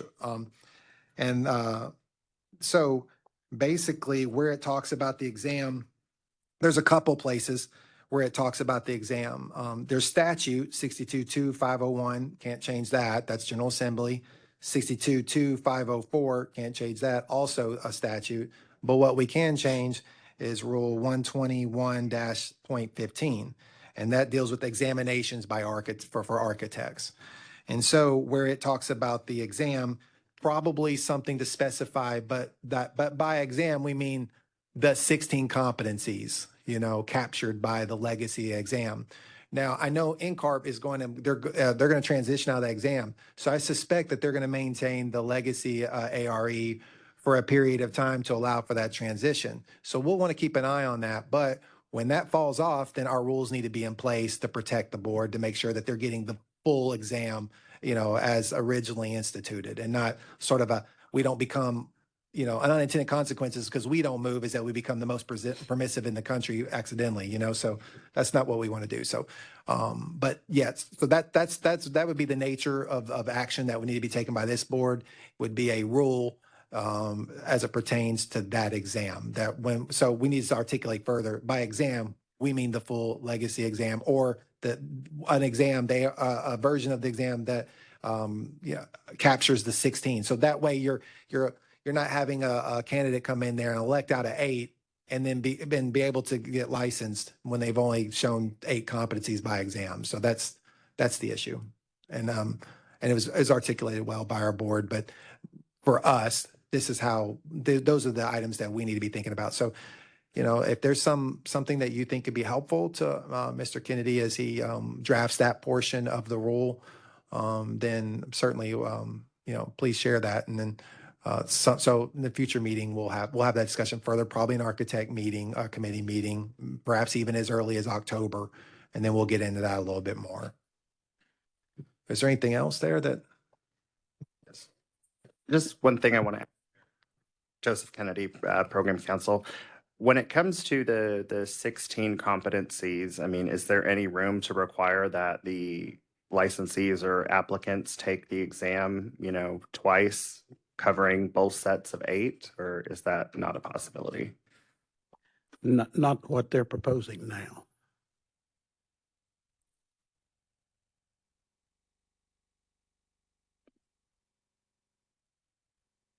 I think that's our report.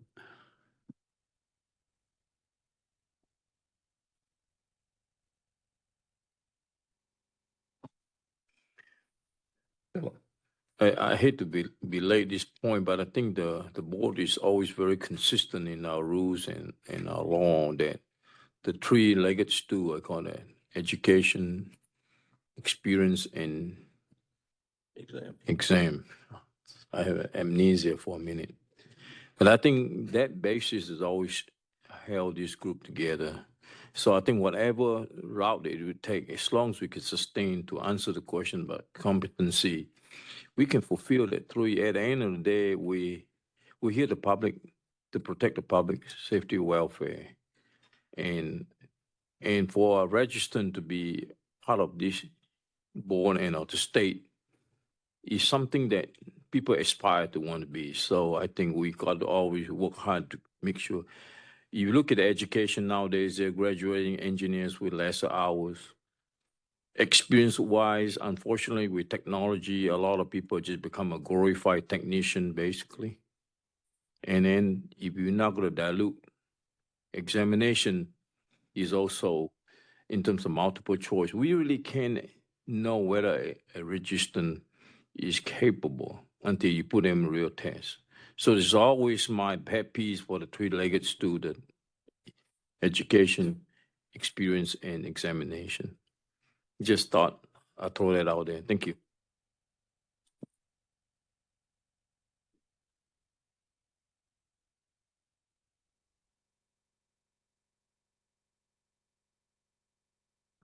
All right. Joey and I will just share this one. And just as a quick update as well, we've had a lot of MRAs, MOUs float around that we've signed over the years, and we sort of suspected that would require a statute change. And so one of the things that Mr. Kennedy and I discussed early on is there any relief or is there any latitude in our rules that could, obviously that's a lot more difficult with domestic continental U.S. candidates because if you've got an ABET degree, let's take engineers for example, you got an ABET degree and you've got the NCWS exams, you either got it or you don't. But what do you do about those applicants like UK where they take a different exam? They take they have their experience is interview based as well. And so what do you do with that? And so we did our due diligence to see if there is some latitude in rules that would allow us to speak to that issue. And it was determined that it still have to come by statute. And so, those are something that if our legislator was to pick up and they were to give us some latitude as it pertains to reciprocity, and they could. I mean, they did that with meetings, and so when it came to teleconferences, they heard the boards and the commissions, the needs, and then they gave some sort of general guidance on that. And they could do that when it comes to reciprocity, because if NCWS in this example was to say it's equivalent and the board itself says, yes, we've looked at it, it's equivalent, then, but yet we still only have the 5 pathways. And so that's the rub. I just think it's an important update because we have this discussion. And so we want to make sure that we're all on the same page and using the same lexicon and have sort of a consensus there about how that works. So just want to give that quick update. Other than that. Glenn, I see Melanie has her hand Okay, up. thank you. Melanie? Yes, I have the ASID report. Oh, great. All right. Well, this is if it's okay, Bob Chair, we'll just go ahead and he's letting that one through, Melanie. So you're good. Timing. Yeah. Okay, All right. great, thanks. This is a merged effort between Hannah Finch and Susan Ballard, and so it's an ASID report. And so they are excited to see that the amended bill, the SB 2224-HB 2530, has been signed by the governor. The announcement was made immediately to the membership, and they are hopeful to keep this momentum going. Next, following the National Consortium's guidelines, a survey was recently sent out to gauge membership involvement in upcoming advocacy efforts, and we are continuing to gain additional committee members. They will also be launching additional advocacy-specific fundraising efforts with IIDA to keep an active lobbyist. Last week, the ASID board hosted its annual strategic planning meeting where they focused on goals and reviewed goals for each incoming position, as well as their budget with a clear focus on advocacy. Their ASID annual state conference is on Thursday, September 10th. With events following on the 11th. This is a non-design awards year, so they will be hosting this in Chattanooga as an effort to reach other districts in the Tennessee chapter. The national conference will be held September 16th through the 18th in Dallas, Texas, in conjunction with ArcLight Summit and Dallas Design Week. Hannah will be attending that event. ASID President Anita Ryan and at-large Director Susan Ballard Gribble will be attending a Day on the Hill in Washington, D.C. That is September 28th and 29th, joining other chapters and national representatives, ensuring Tennessee has a voice at this biennial event. There is more to come but they will also be hosting their annual Better Together networking event with IIDA targeting October 22nd. And that concludes their report. Thanks, Melanie. Thank you, Melanie. Yes, Appreciate yes. that. Thank you. Looks like our next item on the agenda is wall certifications and seals. Yes, sir. Thank you very much. So let me pull it up right quick myself. All right. So at the very bottom of your iPad there, you've got a copy. I just wanted to remind you of what that looks like. You had the former land surveyor. You got your wall certs. And then you had land surveyor, and then land surveyor, when we discussed the sideline, not in the meeting, but when we were preparing for the A&E meeting offline, individually, they sent me some comments, those that participated, and agreed then that we would probably just consolidate and come to and adopt the engineering wall certificate. And then, but the discussion was really about the seals. And overwhelmingly, if you go to the third slide there at the very bottom, wall certs and seals, number one was the one that was selected. So, but now we just need to memorialize that in the newly formed consolidated board. Do you need a motion? We would. So yes, sir. moved. We have a motion and a second. Any discussion? All in favor, say aye. Well, do we have to do a roll call? Oh, yeah, let's give her the honor of this new seal and wall certificate. So we'll go ahead and, Miss Doss, since it's kind of a momentous occasion here, I'll do a roll call vote and just signifying your approval with an aye or not with an A. Philip Lim, Yeah. Dr. Ash El Sayed, Jason Carter, Aye. Rick Thompson, Aye. Frank Wagster, Brian Tibbs, Gary Clark, Justin Raines, Tommy Young, Blair Parker, Aye. Melanie Doss, Aye. Jeff Nally. All right, thank you very much. All right, that was approved. Okay, we are now ready for the committee reports. And so if we can, we'll start with the architects and go to the land surveyor. So Chair of Okay. Architect. Okay, yeah, the architect committee met. We had one issue, and it was an application that needed approval. It had to do with the type of degree that the person asking for the approval had. They had a 4-year degree, but it was in the architecturally related subject curriculum. And through our laws, I guess, that's acceptable with 5 years experience.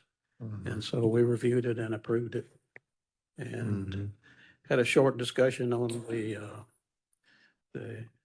NCARB annual meeting, which we've discussed more. Yeah. And then adjourned. So Yep. that was our committee report. All right, thank you, sir. Mr. Clark, if you want to give the land surveyor committee report there. Yes, we just had one issue to discuss was updates to our example plats and comments on our fact sheets that accompany the applications and are kind of instructional for the applicants as they fill out their documents. What caused this was was some rule changes that actually were proposed, but bounced around for 5 years before they finally went through. Most of the changes were administrative, some terminology changing, keeping up with the technology, minor stuff. So we had not gotten around to updating the instruction sheet to reflect that for the applicants. And it was the modification to the plat, the modification to the fact sheet was approved. And then we recessed. Yeah. The difference there, I'll highlight for the A&E, former A&E board members, is that the land surveyors, they look at their work product.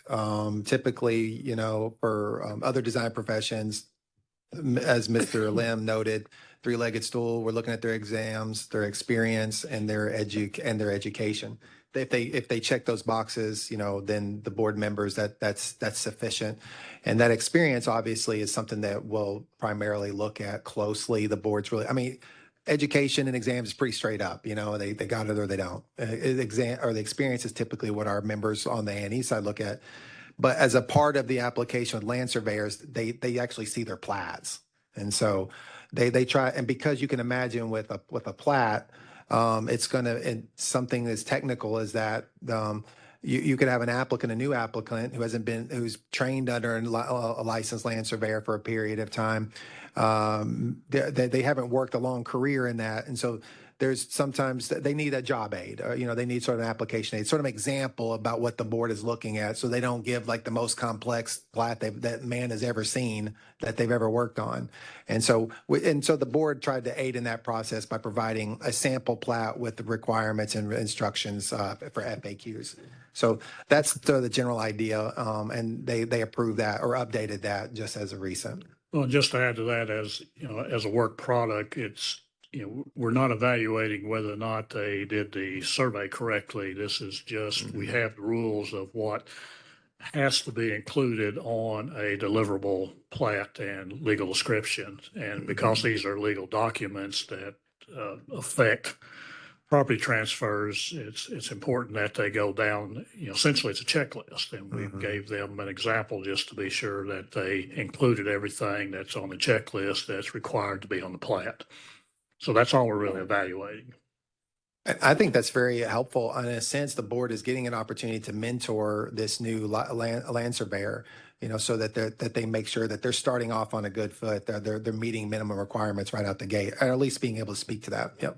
Of course, since the plat is actually signed by the surveyor who is supervising the new applicant, they have actually taken their work product and send it to us to evaluate for them. All right. So those are the committee reports. Yes, sir. Historically, we've had sort of standing committee meetings for, I suppose, any of the divisions of the board that feel like there's necessary information that we review prior to board meetings in order to not violate the Sunshine Law. And I think now, given the fact that we have such a large legal case review, and it appears that that's going to continue to be the case, I think it would be important that at least three, and I would defer to Blair and Melanie on the other two, interior design and landscape architecture, but at least engineering, architecture, and land surveying probably should have standing committee meetings before each of our board meetings in order to go over data and information that we have that we feel is going to be pertinent to the board meeting, and at least to determine from our own opinions what constitutes items that should be added to the consent agreement on the legal case studies. Yeah, we talked about that last time, and we went through it, if you recall, fairly efficiently, I thought. He was speaking for our first time without doing that, only because, and one of the reasons why we wanted to try it without doing a standing or a committee prior to, is we've already got a member of one of your peers is the expert review, and they've already worked with the attorney to give a recommendation. And we can still pull those out. So we're not saying you can't talk about it, because as we go through the consent agenda, you can pull out those ones you have questions about. And now if we got to a point where, like the consent agenda was getting bogged down because we're pulling all of them, then to your point, I would probably do need to sort of reconvene and reorient. But we left a lot on the consent agenda the last meeting, and your peers and the board at that time. It seemed to have worked well. And again, you do have a subject matter expert checking it, and we can pull any of those. So if you just wanted to discuss one, we can pull it. Here's, I think, the issue. One of the reasons some of those were left on the consent agenda is because it was the first time some of us were seeing it, and we hadn't had a chance to talk about it among ourselves so that we clearly understood what the purpose for the assessment was, or the review was, or the fine was, or the determination was. Well, if we had that opportunity, we could significantly short circuit some of the time involved in those reviews or their placement on a consent agenda.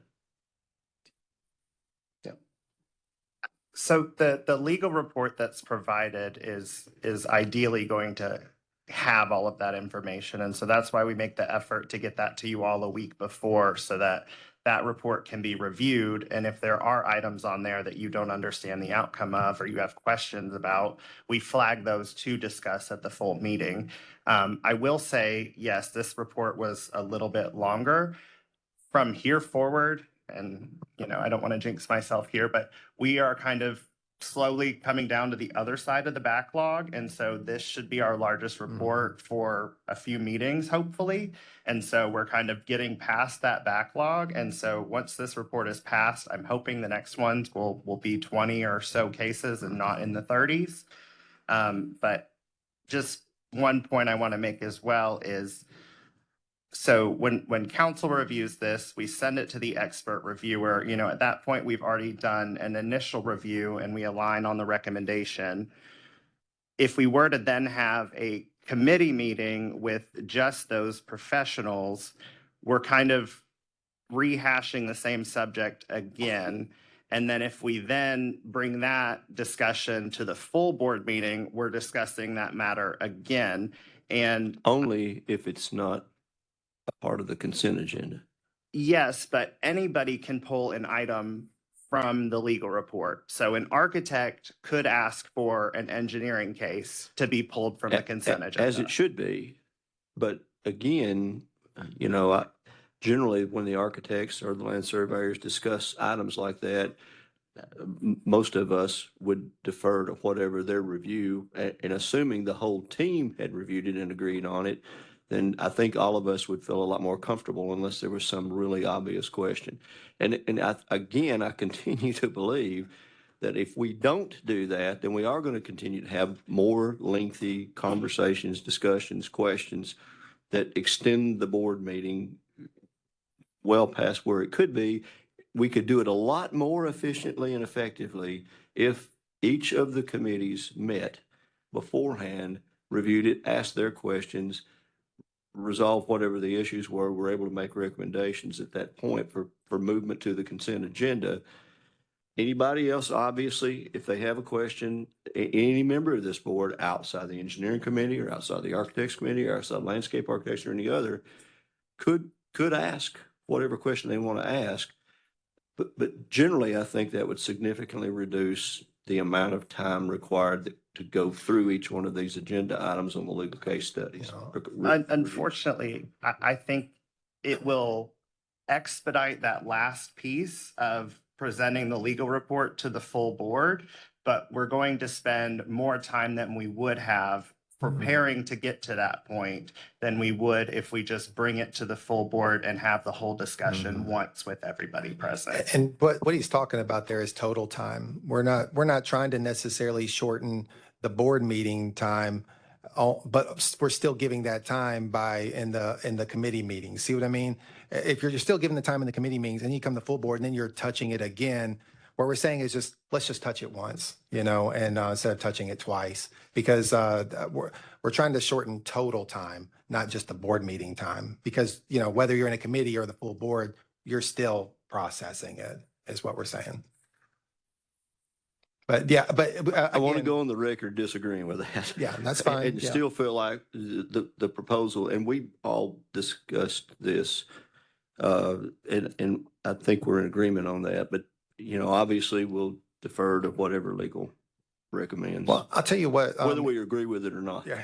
Well, obviously it's the board's prerogative. So what we'll do is, if you feel like we get in the full board, like this is our largest report. And if we get through the report and you're like, well, that was pretty seamless and pretty painless given the size of this report and seemed to be efficient, then the issue's sort of moot at that point. However, if you're like, oh, that's a problem, I don't want to solve problems we don't have, is what I'm saying. If we get to the point where like, that's a problem, then just make a motion to do the committee meetings, and then we'll do the committee meetings, and then that's problem solved. All right. All right, I think we're ready for the legal case report.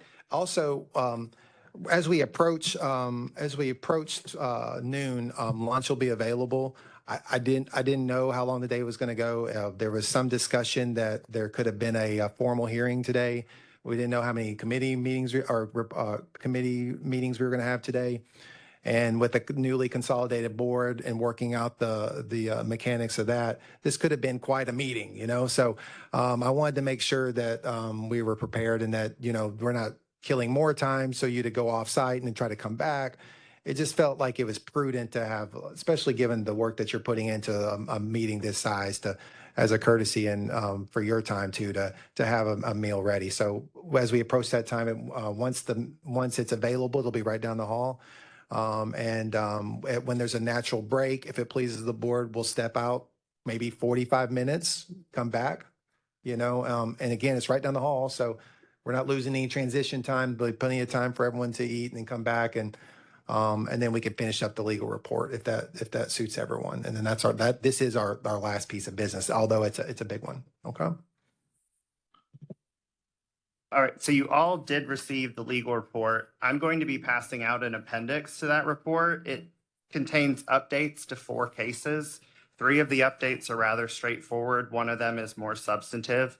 And so what I would ask you to do is review this appendix.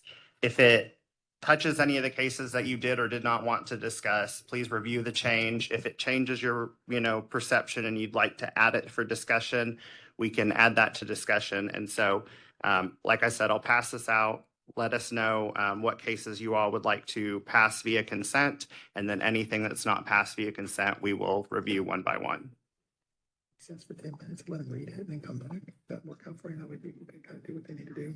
Yeah. Yeah, so I'll pass this out, and then Glenn has suggested that we'll take a 10-minute recess after you all receive this. That way you can read it, kind of digest it, and we're not staring at you on the record. You know what I mean? So, and then we'll reconvene in about 10 minutes. Right now it is 11:20, so 11:30 we'll reconvene if that's okay with the chair. Chair, if you want to recess us, and then we can absorb the appendix or the addendum to the legal report. Yes, let's recess for 10 minutes. Thank you, sir. We'll be back at 11:30. Yes, sir. Okay, it looks like it is that time. Chair, if it pleases you, if you want to reconvene, and then we'll just jump back into the legal report. That's where we left off. Let's reconvene the meeting. All right. Thank you, sir. Thank you for And I calling us think back we're to order ready then. for- All right, so the legal case report, what we did last time, and the land surveyors will recognize this because we did a consent agenda as well. So we're just going to go before, though, with the land surveyors, what we did, we just said, hey, anyone that you want to pull out, and you had a smaller report. This time around, what we're going to do is because it's a larger report, and what we did with A&E, so Mr. Tibbs recommended that we just go each one, and then everyone has an opportunity then to say, do we want to pull this one or not? So we read number 1, what the complaint number is. Do we want to pull it or not? And then anybody can pull it, and so for whatever reason, for discussion, whatever. And then I keep a running list. And then when we get to the very end, whatever wasn't pulled, I go through there, and then I will rename those that were not pulled for discussion. And that becomes the consent agenda, and we vote on that all at once. Yes, sir. Just for clarification, we've been handed a number of modifications to the recommendations. I'm assuming you're going to include those in there as well, right? That's correct. With the modifications? Yes, sir. Okay. Correct. Very Yes, good. sir. Thank you. Good clarification. And that's another reason why I wanted to give you a little bit of time to read it, so you're not just sort of, as you know, sometimes addendums come. We've done that before in A&E board. I don't know if we probably have done it in land surveyor too. It's been a long time, but sometimes you get information at the last minute, or just something comes in. And so we don't want to wait 2 months when it's ready, or if in some cases there's just an edit that needs to be made. Well, we just address that on the front end. So hence the appendix/addendum. All right. I'm going to go through and I'm going to keep a running list. And then Joey, if you can keep me on par 2 and just track with me, so that way we feel like we're doing what we need to do. Okay. Give me a second. Let me get there myself. Okay. And so what I'm looking at here is just ones that we're pulling, okay? So what we're pulling, and then we'll, at the end, I'll rehearse that back to you, okay? All right, number one, 20-250-72751. Anybody want to pull that one? Okay. Number two, 202-404-6891. Okay, so number two, that will be pulled. Number three, 202-5067-461. Okay. Number four, 2025-07-1141. Number five, 2026-01-4111. Okay. Number six, 2026-005721. Okay. Number seven, 2026-008-521. Okay.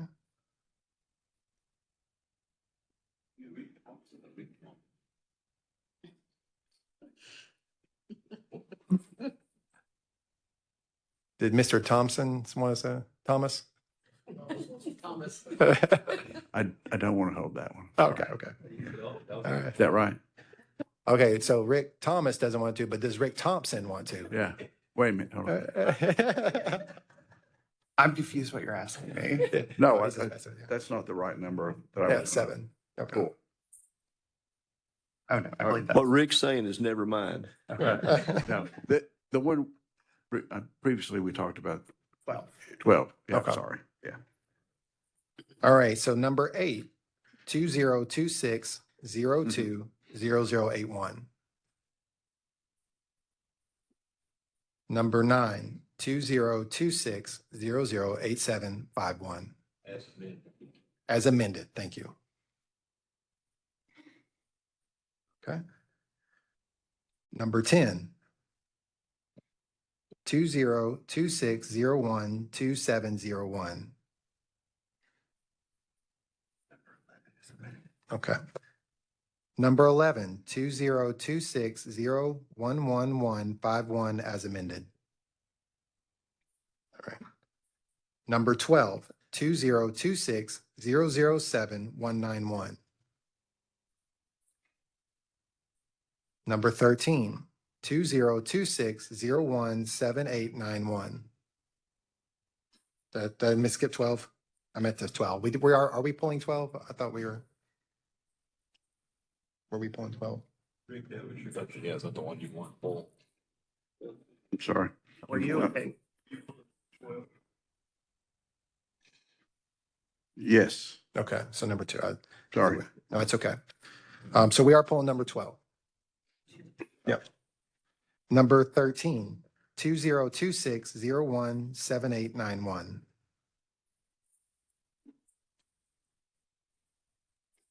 Number 14, 2026-19151.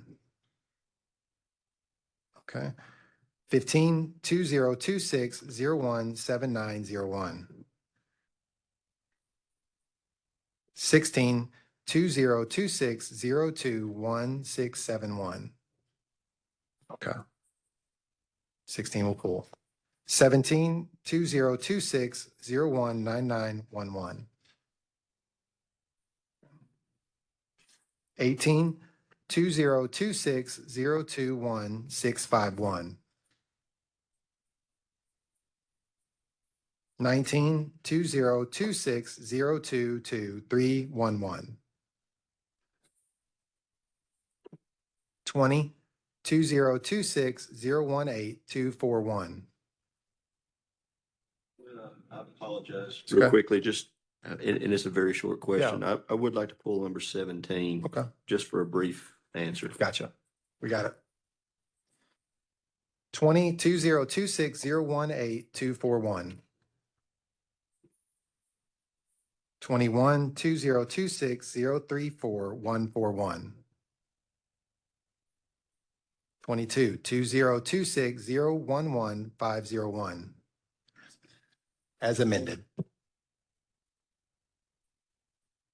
Thank you. All right, 23, 2026-034-691. 24, 2026-034-791.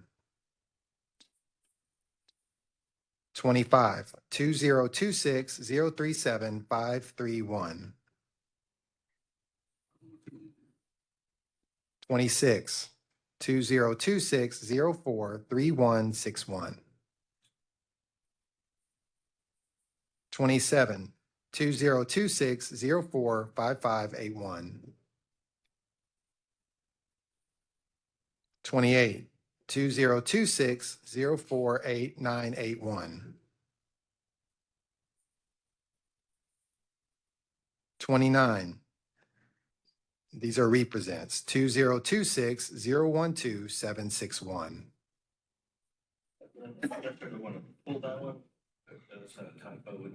Okay. Oh, no, go ahead. You can mention the typo. At the new recommendation says civil penalty is spelled out 3,000, and Briggsy is 3,500. I think 3,500 is correct. Okay, thank you. All right, thank you. All right. That was 29. 30, 2023-035-981. Okay. 31, 2024-005021. Pull that. So there's two cases under that. Okay, and there's two cases under that one. 31 and 32. Okay. So the second. Okay, yes, and the second case number on that one is 2024-035-961, but we're pulling that one, those 31 in its entirety. 32, 2026-011-101. 33, 2024-048-291. 34, 2025-022-141. Okay. All right. So these are the ones I have right now for record for us to pull for further discussion. Number 2, number 12, number 16, number 17, number 30, number 31, and number 34. All right. Okay. So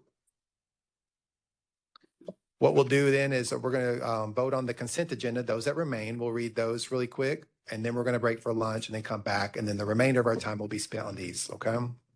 And so let's do that. All right. So as for the consent agenda, that would be number 1, number 3, 4, 5, 6, 7, 8, 9, 10, 11, 13, 14, 15, 18, 19, 20, 21, 22, 23, 24, 25, 26, 27, 28, 29, 32, and 33.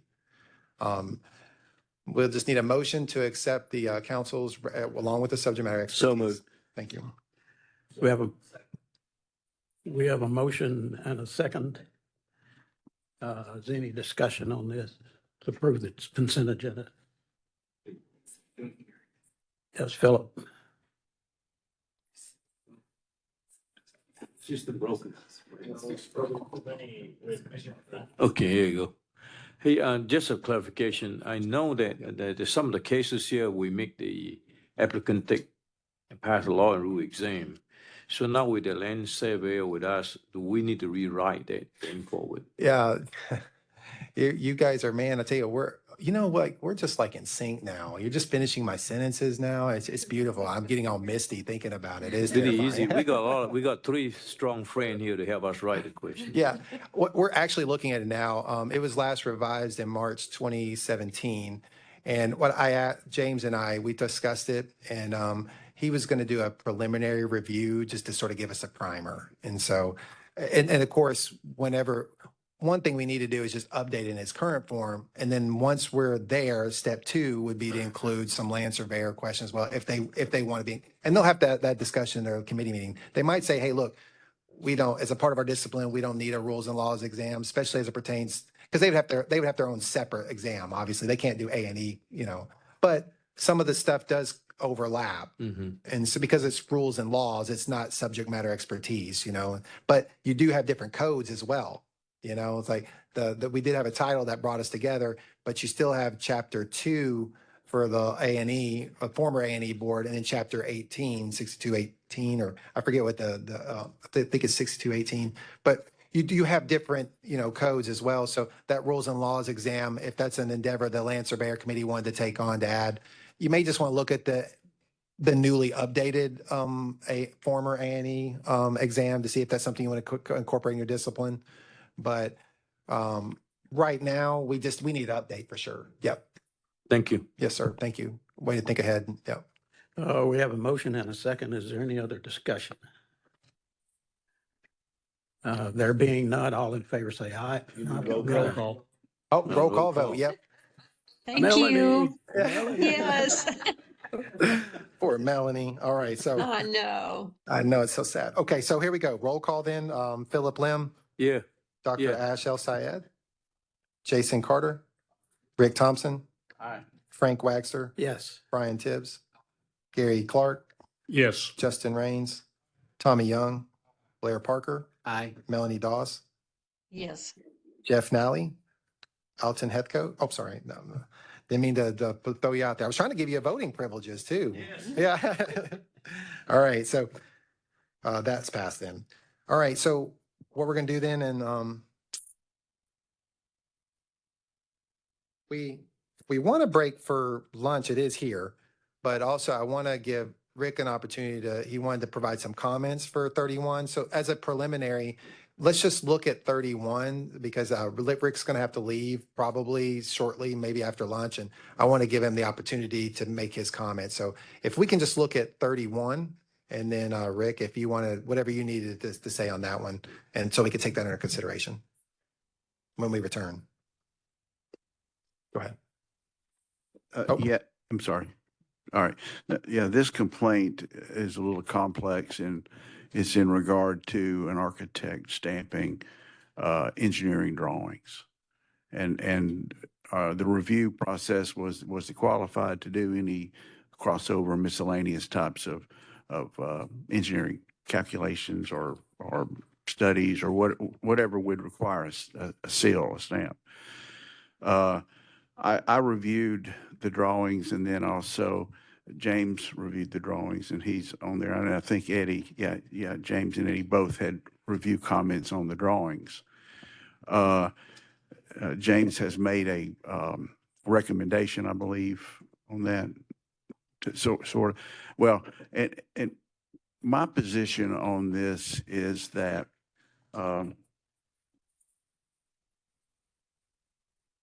excuse me. Rick, I'm sorry, if I could I want to make clear, this individual has 2 complaints open. And so Okay. I believe the one we're discussing here is 2024035961.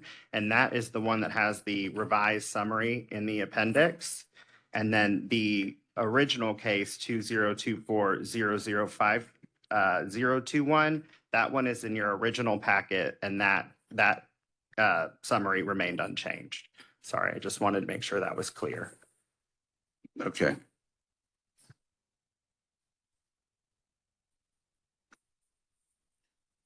So let me make sure I'm clear. The one that you passed out in the beginning. The sheet that was just passed out contains James' notes that he pulled from okay, the sorry. sheets that he reviewed related Right. to complaint 2024035961, which is the revised one in the appendix. Okay. All right. Well, this is fine. I'll talk to this sheet. It's pretty much the same as I've got here. My notes will be similar. I believe the fine recommended by James was, sorry, I don't have that up. Help me on that. Yeah, just for clarity, that fine is not necessarily what I recommended. It was something that was put in there, I think it's a placeholder. Okay, okay. Yeah. Yeah, okay. So, was it $1,000? 2,000, okay, I'm sorry. All right, but I guess my recommendation on this is that we have an architect who has prepared architectural sheets, and on those architectural sheets, he's got a variety of mostly structural, but some mechanical, some plumbing, areas that he's specifying and including on his architectural sheets. And then he's prepared a series of engineering sheets from fire protection through plumbing, mechanical, structural, and electrical, of which he has sealed.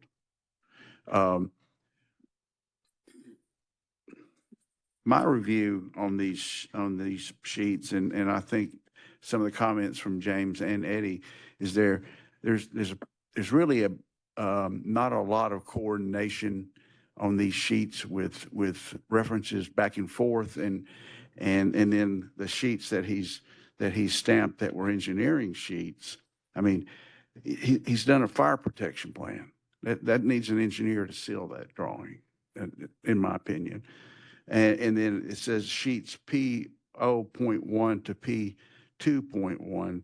I mean, was that just 2 sheets, or how many sheets are on there? Because that goes back to what I'm going to recommend for a penalty. Okay, and then we have the same question on mechanical M0.1 to M1.3. So if that's 2 minimum, but I'm assuming there are more in between. And then E0.1 to E1.6. So, okay, that's my point. From my conclusion, I don't see how this individual has enough education and training and expertise to be providing all these engineering sheets. And so I think he's in violation of what he claims he can do. I think he claims that he's had additional education in engineering. We have nothing on record or anything that he sent us that can prove that.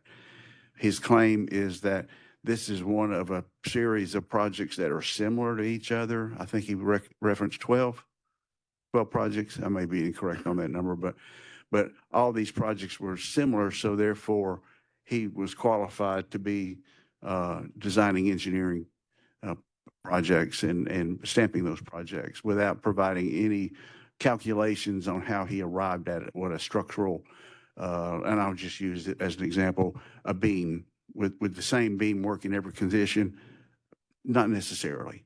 But if you think that beam is what you need every time and you don't do calculations on that beam with the deflection and all the other things then that beam may not work. So just having some practical experience doesn't make you an expert in designing engineering calculations and drawings. I practiced for over 40 years. I would never try to do that. I know what works, and I know if I provide someone, a structural engineer, a schematic of what I think may work, and then we talk it through, that structural engineer is going to design that or draw that and stamp that, not me. So, and that's from my perspective as a professional, as an architect. So with that said, with the number of sheets that are on here that are cross-referenced and not coordinated, we got notes on an architectural sheet that reference structural, and there's some structural drawings on there. If you go over to the engineering sheets, they don't match. The framing plans, there's any number of drawings that it just doesn't appear that this architect has the expertise to do that. So I think that each one of these sheets is a violation. So each one of these sheets can be considered for a fine. And that may or may not be what you think in terms of the engineering sheets. If he's got 4 sheets in the electrical, that's four drawings he's sealed and stamped. That's 4 violations.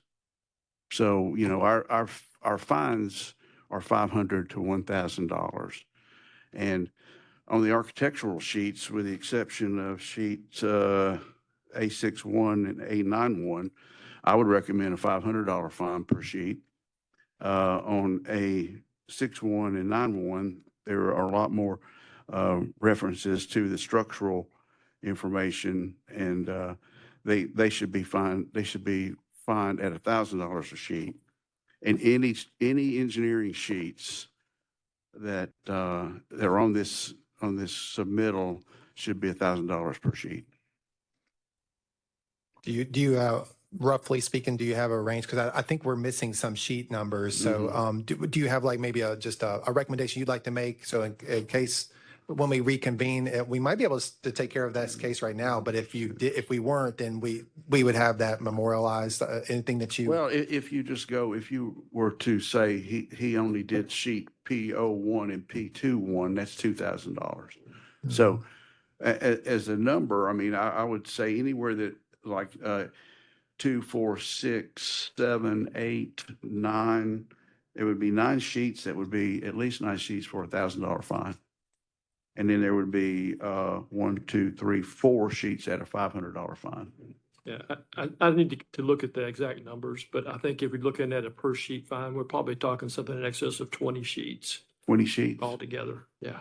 So even if we were to give him the opportunity, even if we thought, and I'm going to, James and Eddie, bow to your expertise on how much this guy's encroaching into what you do as engineers.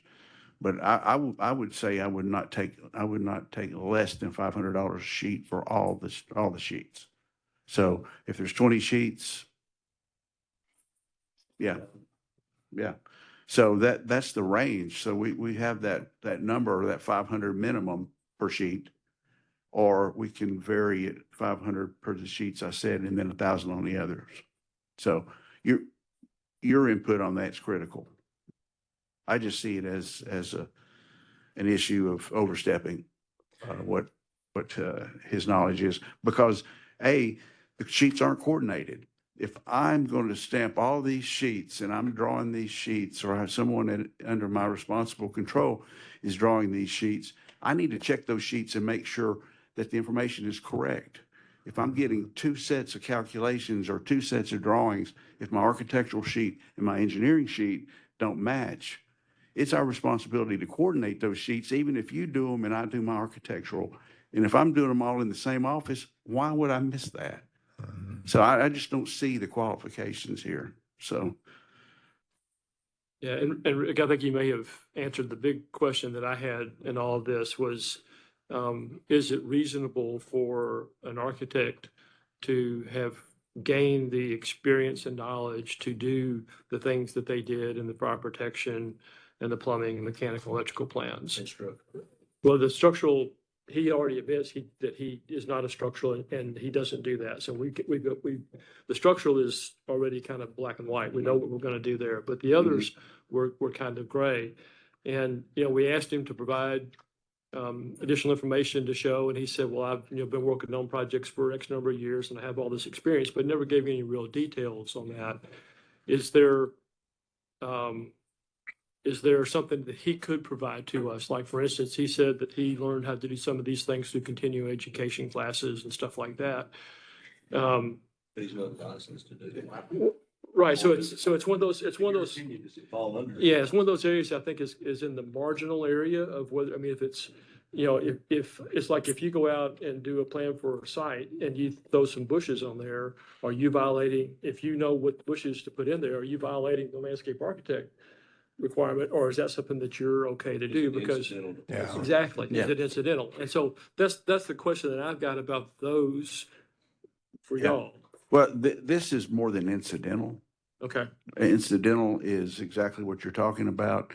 If I'm doing a site plan and I know that there's some requirements for X amount of landscaping, I'm going to show it, but I'm going to get with a landscape person to fine tune that, make that right from just a first pass. Back to my beam situation. I know that there's a beam and it needs a 12-foot span, and in the past it's been an 8-inch beam. Now, is that going to work in the seismic conditions? Is that going to work in the type of construction of the building? I mean, there any of those questions that I don't know that have been answered. And I doubt very seriously if just because I've done 12 of this particular type of project that I know that question has been answered. You wouldn't put anything in without a calculation. I'm imagining that. Or I'm pretty sure that's correct. Correct. All right, thank you. Yeah, correct me if I'm wrong. But see, that's the point here, is that the incidental is not the same. And if this guy can come back for us and prove that he is qualified to do this, I need to know how he's qualified. I mean, how many electrical engineering classes did he take? How many seminars did he take online? Come on, you know, is there an exam or something that we can ask him to take? I mean, there's a number along of the same lines areas. of the curriculum that we approve engineers to take the e-exam. What So- is the incidental law? I mean, aren't there some regulations already for that? Yeah, you guys, the definitions you worked on that describe some of the incidental practice, some of that overlap is included now. And I mean, that was passed. And so it's codified and it's there, we could review that. I-Corps has done some work in that space as well. If you could use that as a tool, if you wanted to look at some of their grid as to what they consider. And when I say I-Corps, that's an inter-association sort of block of all the professions, NCWS, NCARB, CIDQ, CLARB, they all participated. And then they're saying that by and large, their expert class and their pool is saying, this is incidental. So this is the common denominator that we agree across the industry throughout all the jurisdictions that's incidental. So you could go and look at that as well to help and sort of make those decisions. James and Rick and Eddie, do y'all have a recommendation?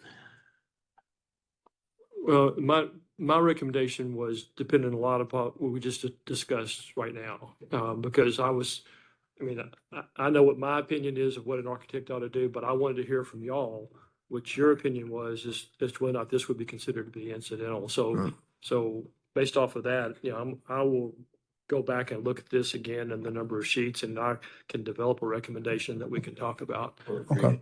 Or agree to what Rick has said, yeah. Okay. But at least we have his comments on record, which I'm thankful for. So if it's okay with the chair, we'll reconvene, we'll recess. Since we're talking about this one, there's two case numbers here. The recommendation for one of these items is to close one of the cases, and then the case we're currently discussing has, the penalty on the table. Are you all okay with the recommendation on the first case, or do we need to discuss that one as well?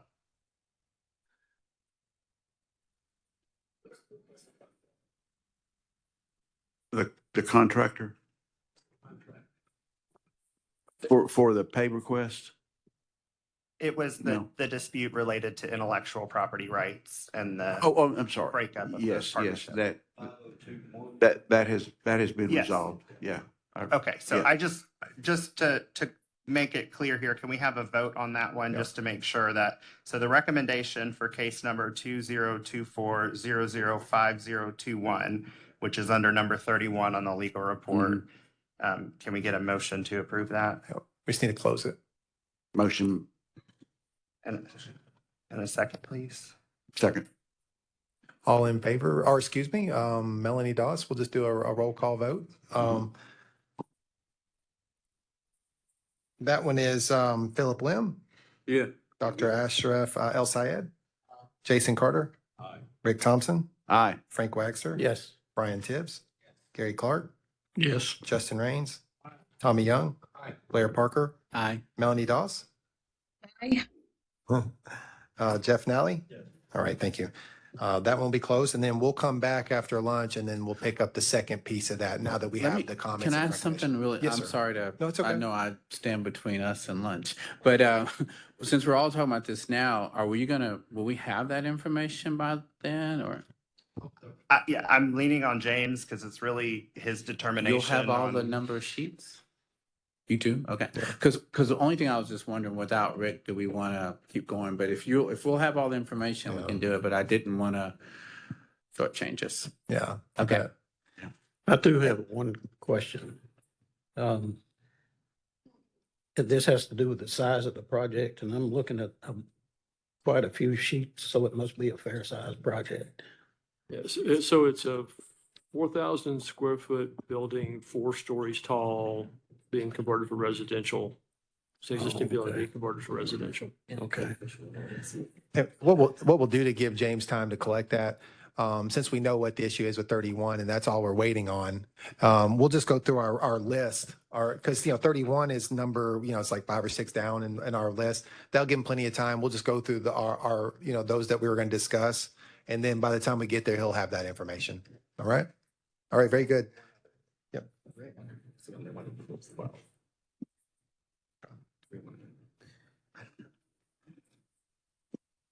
Rick, I know the other one you pulled was number 12, and I just want to make sure that we touched on your concern there. That's the one where we had the respondent who did not reply. Yes, Did we need to modify that recommendation or? that was the contract one. Yes, yeah, that particular one is that the complaint was the architect did not review and approve pay requests, a number of pay requests. And so the complaint was filed and he did not respond in the time frame, and we contacted it again. So he's non-responsive. So that's the immediate fine that we're doing now. Now, the other part of this is he contractually obligated to do construction administration, including pay requests? If he's not, that part of the complaint doesn't seem to be valid. Yeah. Or may not be. As we discussed, so this complaint was filed by council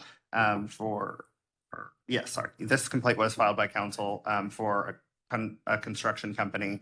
I reached out to that individual and requested a copy of that contract. I have not heard back from them, and so I cannot guarantee that I'm going to receive that, and there could additionally be confidentiality concerns that maybe they can't provide that to me. So I haven't gotten anything that, indicates one way or the other on that issue. Mhm. And so if you all would like to roll this one, I can see if I can follow up with them again and see if they provide anything. But like I said, I can't guarantee that I'll get anything, but I can try. I think that's reasonable. Okay. And so would you like to make I guess, are you recommending to modify the recommendation for this one to include also following up with the complainant for a copy of the agreement if we're able to get, or I guess really we're kind of keeping it open until we get that. Yes. Okay. Yes, that's a recommendation. Keep it open. Let's see if we can get that additional information. Gotcha. Thank you. We'll just need a motion in that regard then for number 12. We're just going to represent that. Got a motion from Alton. Second? We have a motion Second. and a second. We have a roll call. Yep. Philip Lim? Yeah. Dr. Ash El Sayed? Jason Carter? Rick Thompson? Aye. Frank Wagster? Yes. Brian Tibbs? Gary Clark? Yes. Justin Raines? Tommy Young? Blair Parker? Aye. Melanie Doss? Aye. And Jeff Nally. All right, so that takes care of all our stuff, Rick, for you. And then when we get back, if we're clear to reconvene, Chair, then we'll come back in 45 minutes. So that puts it roughly at like 12:50, about 10 till 1. Is that good for everyone? So Chair, if you want to recess this, we'll come back. Yes. Let's recess until 12:50. Yep, sounds good. Thank y'all. I think so. If you want to gavel us back in, we'll get after it. Let's All right. move on. You're here. All right, where we left it, we were at the legal case report, and we have case number 2, 16, 17, 30, part 2 of 31 and 34. So we're going to work our way down there as we go. Case number 2. Yeah, Chase, if you wanted, you had that one pulled? Well, I figured if we're going to recommend revoking a license, we probably ought to discuss it a little bit. I don't question the recommendation, but just, maybe kind of walk us through it a little bit. Yeah. Yeah. You come to mic there. Thank you. This individual has violations in 28% of the state boards in the country, 14 of them. And it is a consistent, I don't want to say lying, but basically not revealing truth in his applications. And, there have been, and you don't see all the details in this paragraph, but I received a table with the type of violation he had in every state, and they are pretty serious. And you can see that he lost his license in more than one place. So I don't think we need somebody like that to be practicing in Tennessee.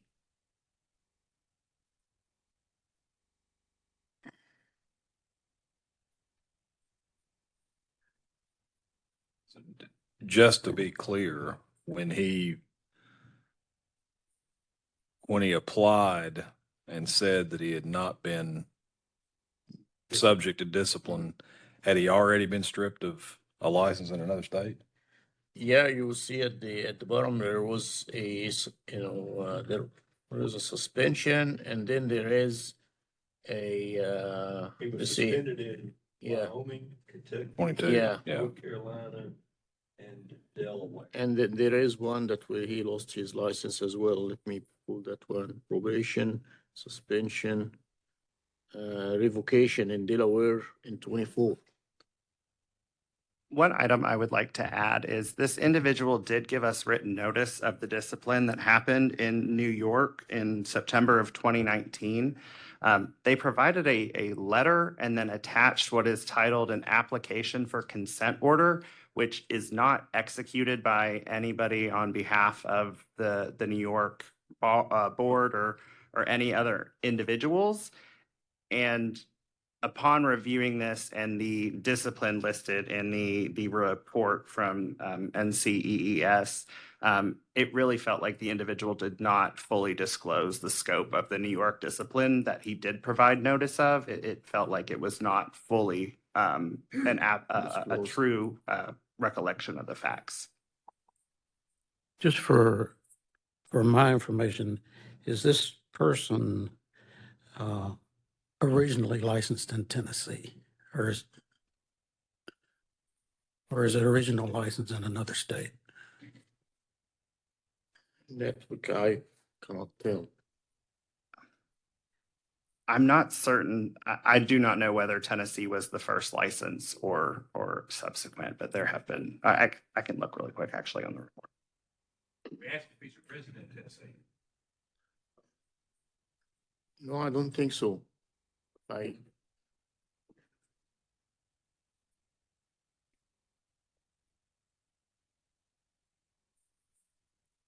The way the report lists it, I don't have clear orders of when each board licensed him, unfortunately. So Okay. I'm curious about this. The actual complaint that was filed, there's no wrongdoing with that actual complaint. Did the investigative process into the complaint yield the reports from NCEES that showed all these other violations? So part of the complaint did list that he had out-of-state violations that he had not reported, and so that is what prompted us to pull that report.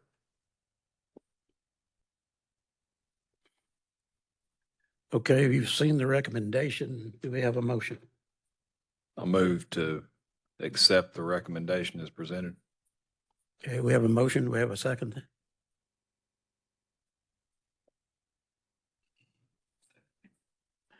We have a second. Is there any discussion?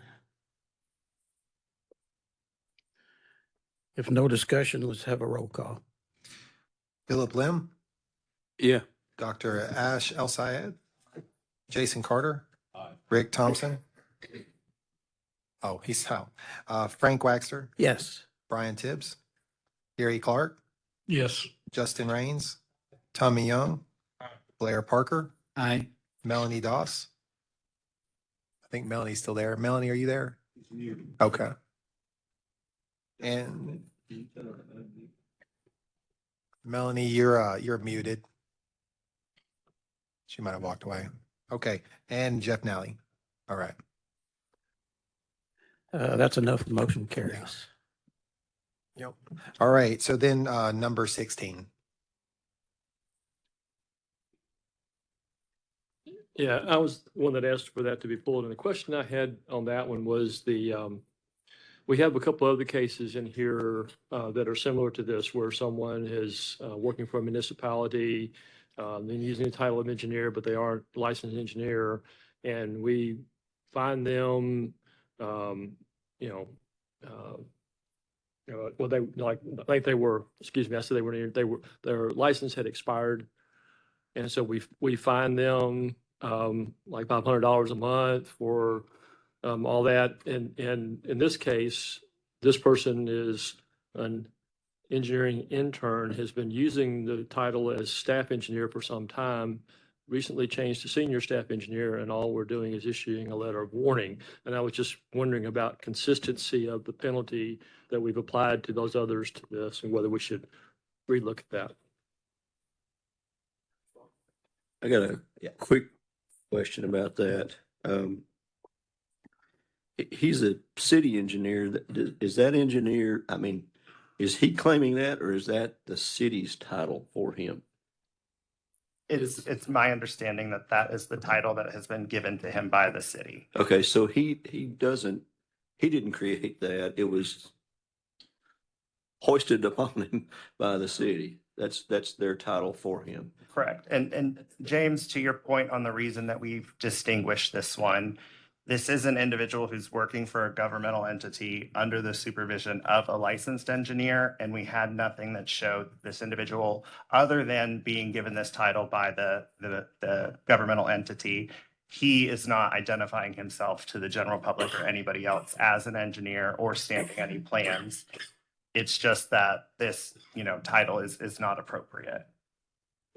Right, so the title's not appropriate, and he, if he sends out any correspondence, if he makes a presentation and shows his title that has been placed on him, he is representing himself as an engineer, from my perspective. And so I think at the least, we need to issue a cease and desist for him to stop using that title until he becomes an engineer, understanding this is the title that was put upon him, but he needs to work that out with his employer. Again, just from a consistency standpoint, he has been representing himself as an engineer to people.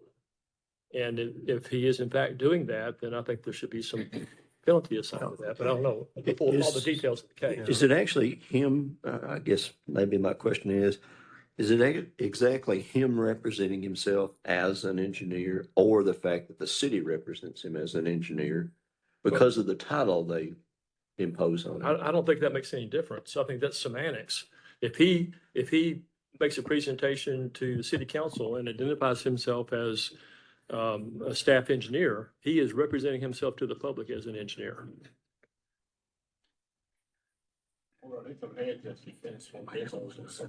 Exactly. Yeah, and that's city letter. But that doesn't make any difference. But that's the position they've assigned him. That's the title they've assigned him, not he's advocating. Right. So somebody has misassigned a title. Yeah. But that doesn't mean it's okay for him to represent himself as an engineer. Yeah. Well, we've had this, just let me get our Land Surveyor members caught up, but also as a primer for some of for our engineers, we discussed appellations twice, and the issue here was that, the industry hasn't solved this problem. That's the issue. And so unless they're holding themselves out as a professional engineer, that was the distinction that we at the time were following, because even NCWS themselves was saying they put together a committee, and their recommendation was that unless you're using professional engineer, it's going to be subject to jurisdiction. And then the jurisdiction, even in here, it seems to be, it's kind of broad. And so we haven't in every case, given disciplinary action. And so in many cases, it's been instructive. We're basically saying, look, hey, if you start approaching those lines, then you need to be careful. Here's the statute. And, you want to be wary of holding yourself as a licensed individual, or as somebody that is working with a certification. Yes, sir. I think based on his correspondence, his signature, even on his letterhead and everything, designates his name, comma, EI, engineering intern, and that the title was given to him by his employer. That's why we issued a warning letter so that it gives him an avenue to communicate with his employer that, hey, this title is giving me some grief and we need to probably change it. So that's why the warning is probably not. But he was not representing himself as an engineer. to He's, public or anything. he said, well, other than his title that they gave him, we looked at his correspondence as that I've not been doing that. And Okay. this position was open. One of the requirements was to obtain an engineer license within 2 years, and he seems actively taking those steps. Okay. It didn't appear that he was misleading. The title is definitely misleading, but he's not sealing anything, and this seemed like a logical way for him to communicate back, hey, this is not an appropriate title. Otherwise, we would send a letter to that jurisdiction, but the best way is to hold the individual to get the results. Right. Well, and one thing that we discussed, and if you remember from Appalachian's discussion that we had, was if they use the word professional engineer, they're all done, But if they use the word engineer, we got to flesh it out a little bit, because are we talking about a sanitation engineer? You know what I mean? Like, we're not going to hammer that person, like that. Just because they're picking up the trash and they use the term engineer, we haven't cornered the market on engineer. It doesn't belong to us, But so we have to flesh it out to see if their use of it denotes licensure, and seems to indicate as if there's, if they're not signing plats and they're not holding themselves out as a professional, and there's the body of evidence doesn't suggest that. In that case, we've been just instructing and sending a letter. Oh, sorry. Make Gary right. next. Yeah. Gary. We're throwing things now. This topic gets heated. I mean, No, we had a complaint recently about someone complained that a field guy was calling himself a surveyor, and what we fleshed out was he wasn't representing himself as a surveyor. It was just the job title, and in that case, no real foul there. But I really kind of agree with Eddie is that the difference here is that they are working for a municipality or something where this representation is going to go out. It would be very easy for the public to take it that he is holding himself, even though he is not. This is forced on him by his employer. But I think some kind of a letter of warning at least gives him a tool to go back to his employer to say, can we correct this? Because it's going to cause a problem. Yes. James? Yeah, I think you're right. That's my whole point, is that the public is going to see that. And he puts the title of engineer on there. I don't care if that's applied to him by the city or if it's something that he made up and put on there. They still see him as an engineer. And I understand this guy is trying to do the right thing, become a licensed engineer. And I don't know what the appropriate legal vessel is here for us to do this, but I think we need to tell him, stop using the title of engineer until you become an engineer. And even, I mean, that may be his title with the city, but he doesn't need to be putting that on correspondence. He needs Cease and desist and warning. Yeah. So I don't know if that's a cease and desist to do that or a warning letter or how we do that, but we need to be very specific that he is to stop using that title on anything that the public sees. I think that's the spirit of the recommendation, because we were wanting to inform them that their job title is a violation of the statute and should be modified to avoid future discipline. So if the government does not modify this, then we can file another complaint and follow up that, they're still representing an unlicensed individual as a licensed individual.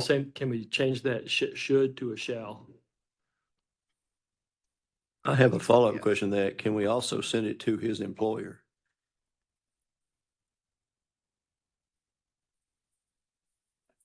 The employer is not really part of this complaint at this time, and so if you would like, I could CC them on the letter that goes to this respondent, but I would suspect that this respondent is going to take this letter to their employer.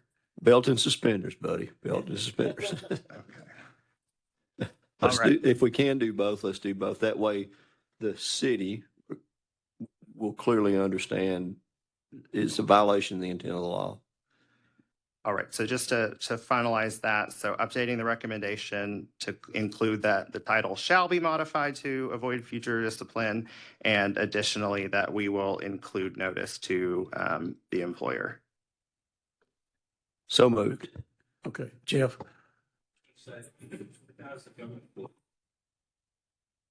So guy's a government employee. As a government employee myself, your title's very closely related to your grade, your pay, and he doesn't really have much choice in that. So if you're asking him to change his title, you may be asking him to, you know. I think more importantly, we're asking the city to I change know, the title. well, that's what I'm saying.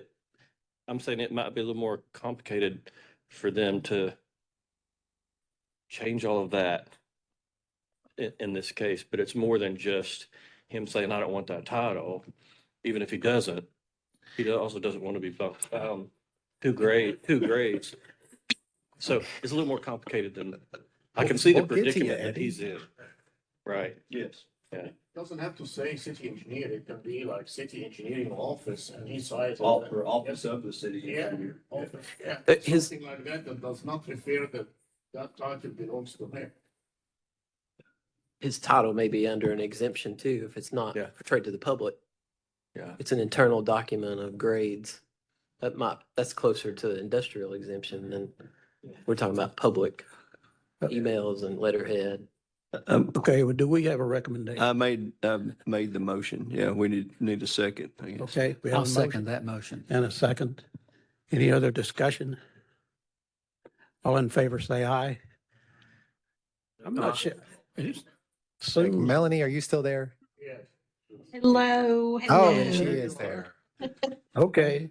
All right, We'll so have a let's roll call. We'll do a roll call vote then on case number 16. Philip Lim, Yep. Dr. Ash El Sayed, Yeah. Jason Carter, Rick Thompson, Frank Wagster, Yes.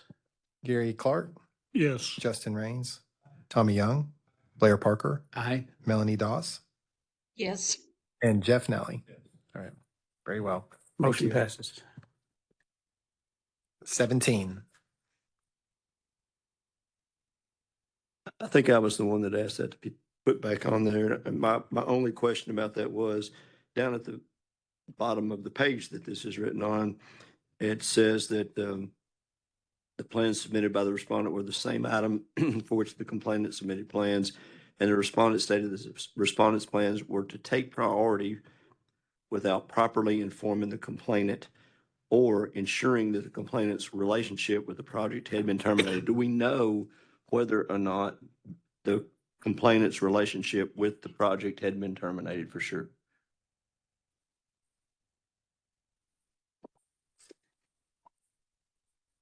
Joseph Kennedy, Program Counsel. Dr. Ash, I don't know if you recall, but I believe that that was included.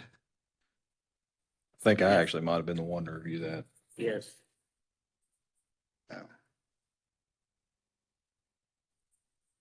Okay, I have a mistake there. Hey, So- actually, it said it was reviewed by Ash.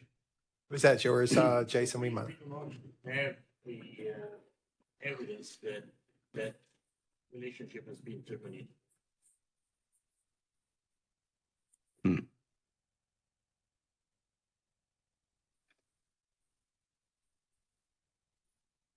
You see the recommendation. Do we have a motion?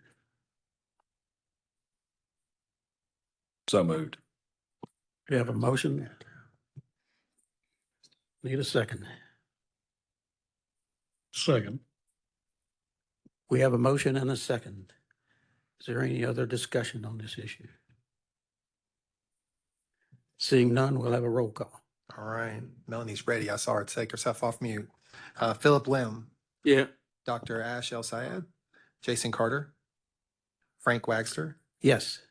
Gary Clark, Yes. Justin Raines, Tommy Young, Blair Parker, Aye. Melanie Doss, Yes. and Jeff Nally. Motion passes. All right, looking at number 30. So case number 30 is case number 2023-035-981. And I did notice the expert reviewer here was Eddie Jett. That's not included on the summary.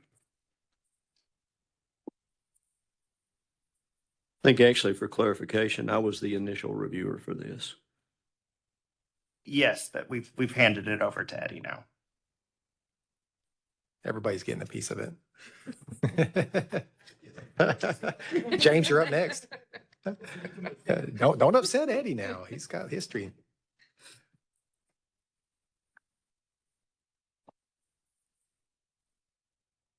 Who was it wanted to? Yeah, who pulled number 30 and we just let them? Was it yours, Oh, Jason? okay. Jason, can you explain? Yeah, I mean, I remember us talking about this one several times. I guess my question is why are, the board had a recommendation and why are we changing that?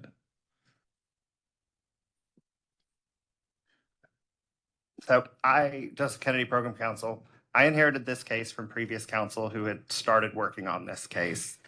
As Alton pointed out, he originally reviewed this case and then it was passed over to Eddie for review. I believe the original recommendation came from Alton, and that is the recommendation that was proposed to the respondent.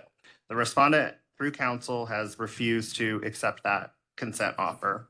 And when I was preparing for the notice of hearing and charges to be prepared and consulting with Eddie regarding the violations that we were finding, it was made clear that Eddie had previously made a recommendation that did not make it to the board, which consisted of this penalty that you have before you here.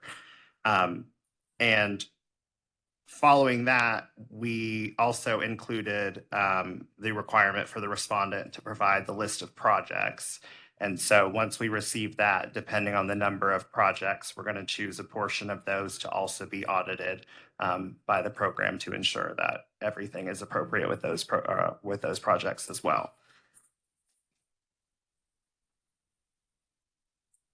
Just for clarification, since this respondent has also been cited on another case.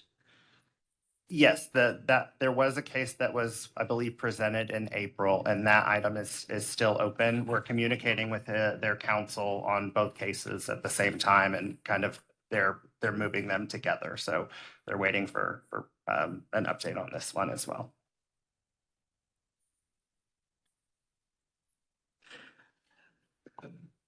Go ahead. I think the approach on this one was he had 2 complaints. And this one gives an action item to where we're moving in on there may eventually be a license revocation. But this is one case, cited the violations, and then the other complaint, and this gives us a chance to ask for more drawings and build a diligent case to dismiss it, or this builds a case. If there's incompetence or anything there, it will show up. So I don't think it's a cop out, but maybe, hey, let's cite these things, cite these violations. He's got an attorney, and I'm assuming what that means is that while this is negotiating, this engineer is signing and sealing future projects. And this case gets us a solid, here's what we found. Oh, we have another violation, and we're going to ask for more drawings, and we'll build a case. So that's all I have. I have a question here. What's the difference between a voluntary surrender and just require that his license be surrendered? Joseph Kennedy, Program Counsel. So when when you all as the board vote that the discipline should be revocation, that is proposed to the respondent in a consent order. So it's, an agreed voluntary release of their license. At that point, if they do not accept that option, that's when we would proceed to a formal hearing. And then when you all, at the end of that hearing, if you felt that it was still appropriate, you would enter an order revoking the license at that point.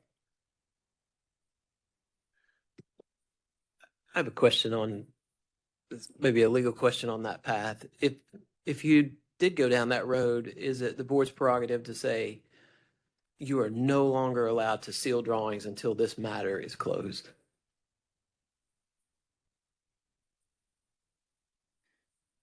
Joseph Kennedy, Program Counsel.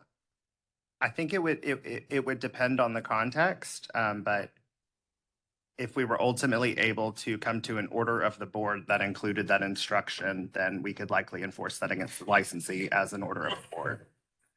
They'd have to sign it though as agreed citation, because, obviously he's still allotted, afforded due process. And so he has an active license, and so he could continue, to your point, signing and, but revocation obviously is the board's initiative. Voluntary surrender would be theirs. But the end result's the same. They don't have a license, and it's disciplinary action reported to other jurisdictions. And so, but yeah, it's difficult. I'm not, to Joey's point, not impossible, but what you would be talking about would be in essence, well, if they don't sign it, I mean, yeah, everything is subject to agreed citation. I guess the reason I was asking is why didn't we just say requiring his license to be suspended for 6 months? Joseph Kennedy, Program Counsel, that was the prior recommendation, was a 6-month suspension, and the respondent has rejected that, which, it leaves it up to you all to whether, if that's your proposal again, I'm happy to take that back. But this is where Eddie and I landed following those updates.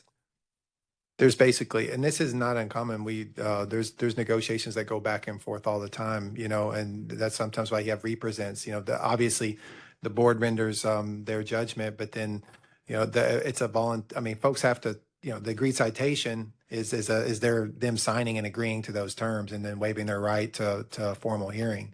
But they can opt towards a formal hearing. Like that in that process, they can keep saying no, and then they just end up at a formal hearing, and then administrative law judge and all the rest, and then you become in the jury pool and the whole shebang. But that's where this is headed if we don't come to some sort of decision. If we proceed on with the recommendation as it is, could we put a time frame on when he has to submit that list of projects? Sure. Well, Is it, do you or have did a- I miss that? Yeah. It's up to the job. I think that time frame is the time frame of the projects we're looking for. I guess what would your deadline be for receiving the list? What I had recommended in my initial recommendation was that when his license was restored, that we reviewed the projects that he submitted for the first 6 months.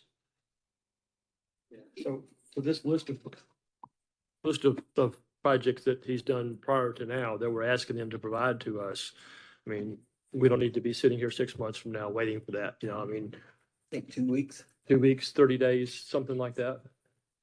30 days would be good. I could do the end of the month. Yeah.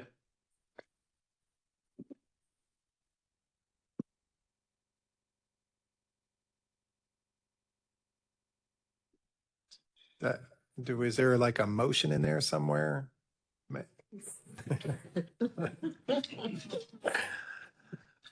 I'd move to approve the modified recommendation.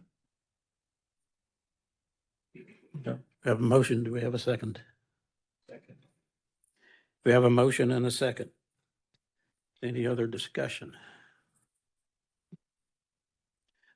Seeing none, we'll have a roll call vote. Philip Lim, Yeah. Dr. Ashraf El Sayed, Jason Carter, Rick Thompson, Frank Waxter. Yes. Gary Clark, Yes. Justin Raines, Tommy Young, Blair Parker, Aye. Melanie Doss, Aye. and Jeff Nally. All right. Motion passes. Number 31, part 2. If you want to read that claim number, just so we can make sure. Or Yeah. case number. Number 31, complaint number 2024035961. This is the one in the supplement. And Mr. Collins, what we were looking for was I believe the discussion where Mr. Thompson left it was 500 per page count, and then Mr. Collins was going to give us the page count. Yeah, so the drawings that have structural information on them, there's 6 of those. Those are 6 that are listed there on the top of that sheet that was passed out earlier. The sheets that are there's 5 fire protection sheets, 8 plumbing plans, 6 mechanical plans, and 12 electrical plans. Those total by themselves 31, so it's total 37 sheets that are in this plan set. I think if we were to,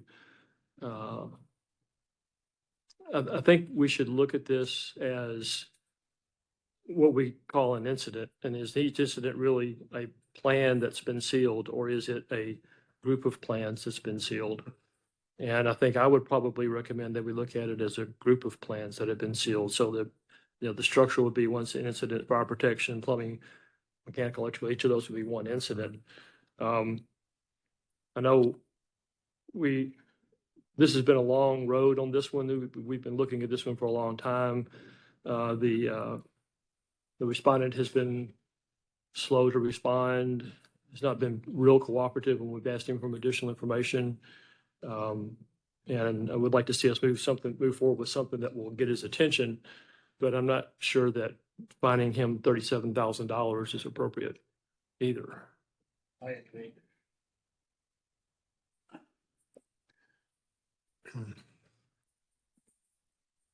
If we did, like what, 500, you're looking at what, 18 and a half, but that's still a chunk of money even then. I would suggest 1,000 person Per plan type, so that'd be $5,000 total.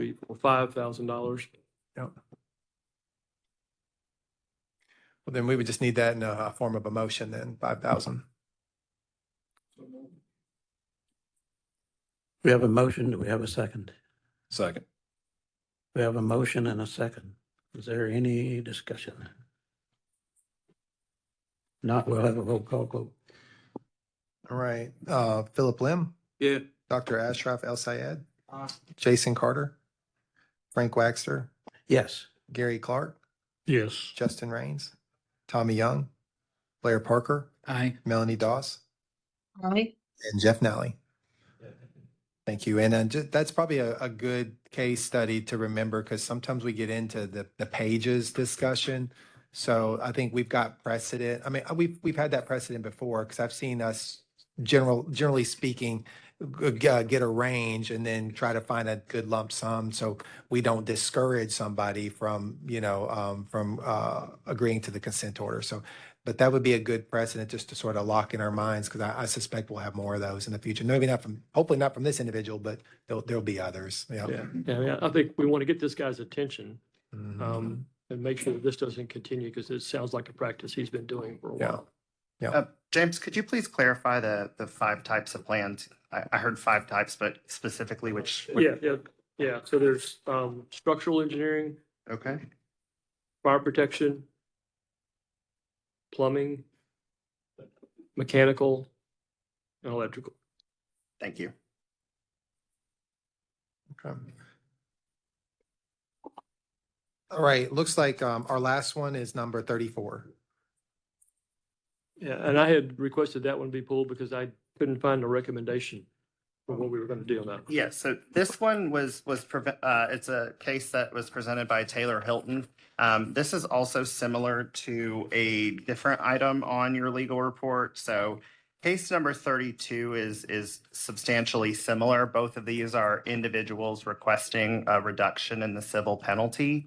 And the information included with number 34, which is case number 2025022141, that was what the respondent provided to us when they were requesting the reduction. And I believe in number 32, the penalty was reduced, and I believe we approved that in the consent agenda.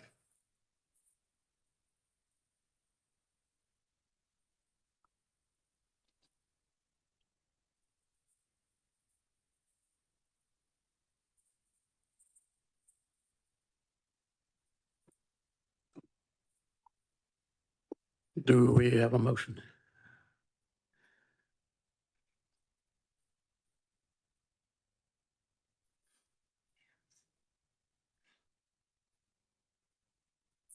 Do we have a motion to go with the original recommendation?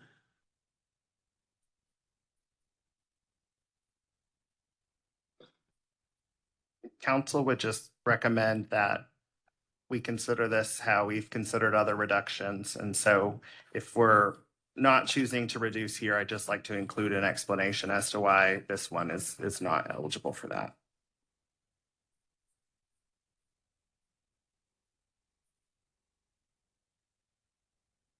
So the 32 was similar. What was the reason for the recommendation to reduce that one?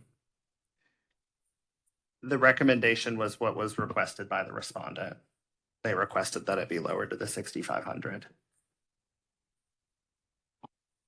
In this particular case, since his license was lapsed for 6 years, would we consider doing a penalty per year that it was lapsed rather than the number of projects he performed during that time of $1,000? I think that's. Should I need to put that in the form of a motion? Yes. His license left 6 years and he did not do anything during 6 years. Well, he did he listed 9 projects. That's what The 9 projects, more than about 6 years. agreed. But he's asking for a reduction, and we gave a reduction on the other one. And again, if there's some mechanism one way or the other, I think what you're asking is, would we consider a reduction because he's asked for it? And we did that on the previous one, and you're sort of asking, shouldn't we do it on this one as well? Just if we're gonna, approve a reduction in one and not approve a reduction in the other, I'd like to distinguish why. I've got, This one is about 9. Okay, and if that's the justification, I just want to make sure I include that.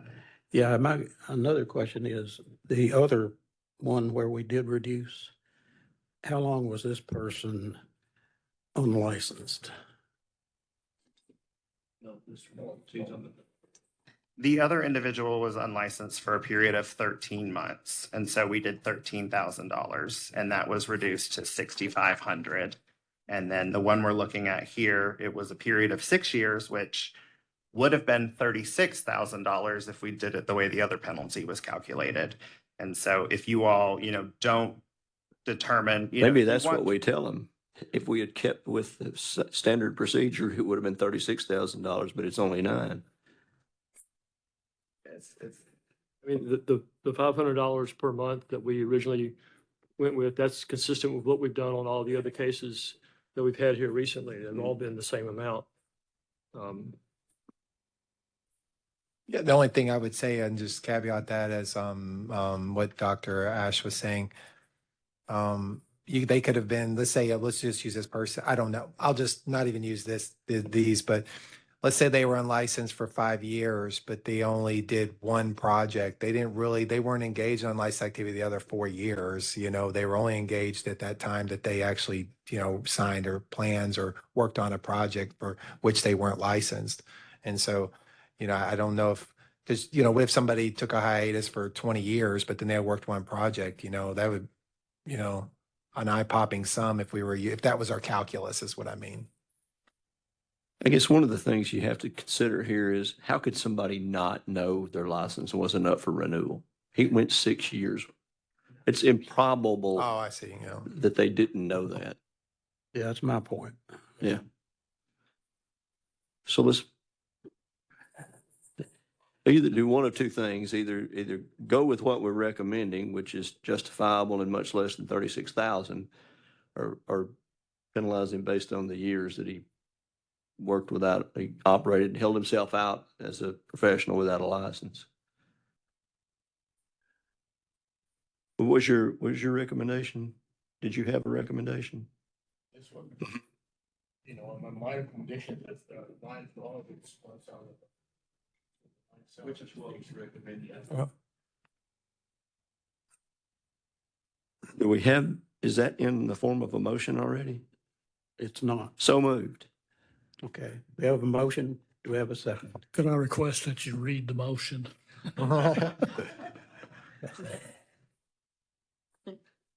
What is the motion? The motion would be to impose a civil penalty of $9,000, $1,000 for each of the projects that he executed in the period of time he was practicing without a license. Thank you. You're welcome.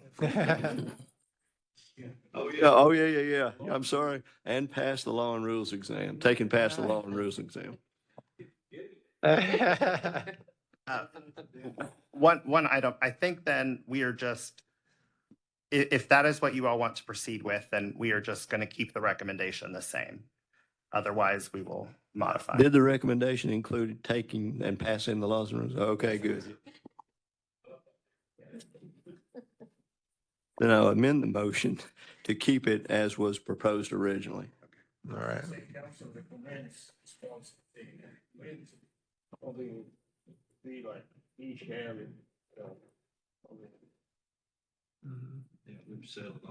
We have a motion. Do we have a second? We have a motion and a second. Any other discussion? Have a roll call vote. Philip Lim, Yay. Dr. Ashraf El Sayed, Jason Carter, Frank Waxer, Yes. Gary Clark, Yes. Justin Raines, Tommy Young, Blair Parker, Aye. Melanie Doss, Aye. and Jeff Nally. All right. Just as a point of record, in the future, when we pull for consent agenda, especially when this trial, like 32 and 34, pretty similar, if we pull one, I think we should pull both. Yeah. Just be consistent. Thank you.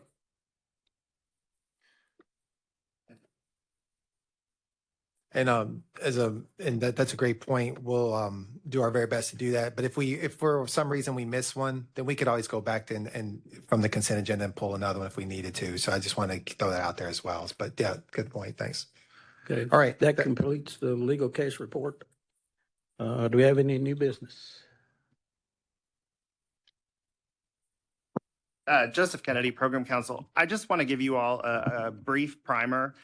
So next board meeting in October, we will be covering an ADA presentation. So coming up in April of 2027, a new law goes into effect, and it's all about accessibility of board meetings and online materials and everything else associated with the program and multiple other government programs. And part of that is identifying yourself every single time you speak. I tried to do that a little more today by saying Joseph Kennedy Program Counsel every time I spoke, but I will go into greater detail next time. But the ultimate idea is just if somebody is reading a transcript of our meeting, they need to be able to tell when somebody stops talking and who else has started talking if they have visible difficulties or other disabilities that prevent them from, getting the material from the video itself. Like I said, I'll have a presentation going over that, and then likely we will kind of start trying to do that.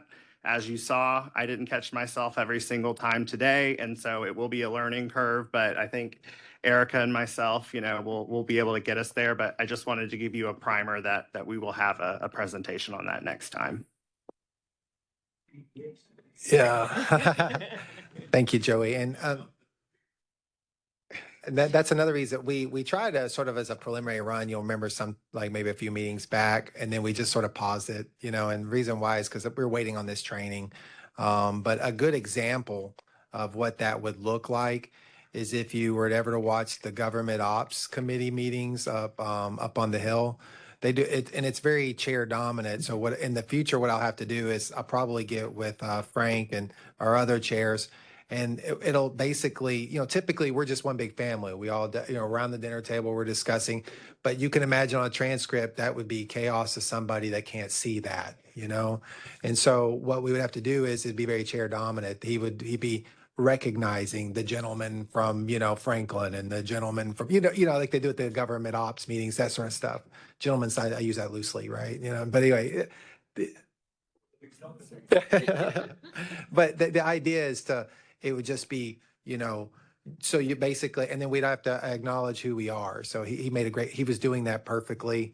And I was the lazy one at the table, but come October, post-October, we'll all be doing that. Before we speak, we'll have to announce, you don't have to give your whole background or resume, but you'll say, Jason Carter, and then you'll make your statement. Glenn Kopchak, make your statement, that sort of stuff.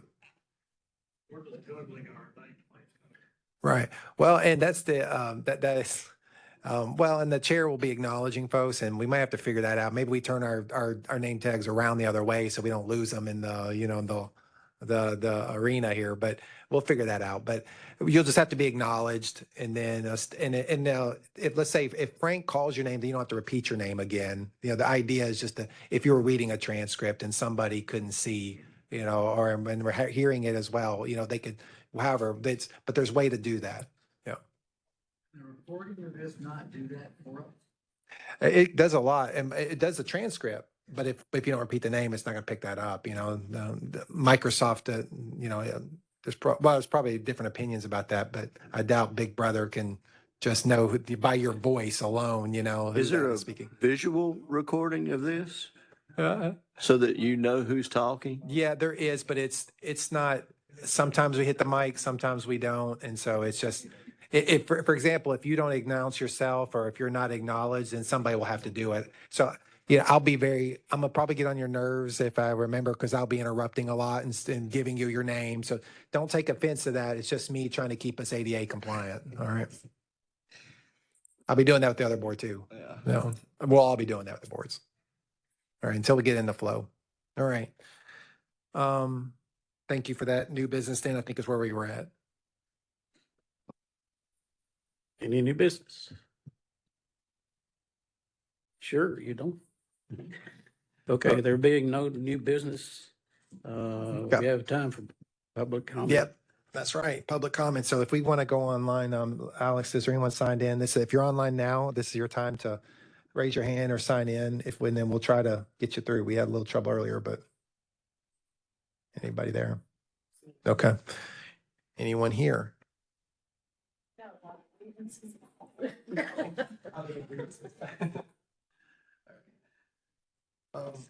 There being none, we'll entertain a motion to adjourn. Well, we can adjourn if you want to, Chair, because Let's adjourn. All right, we are adjourned. We're gaveled out. Good job, you guys.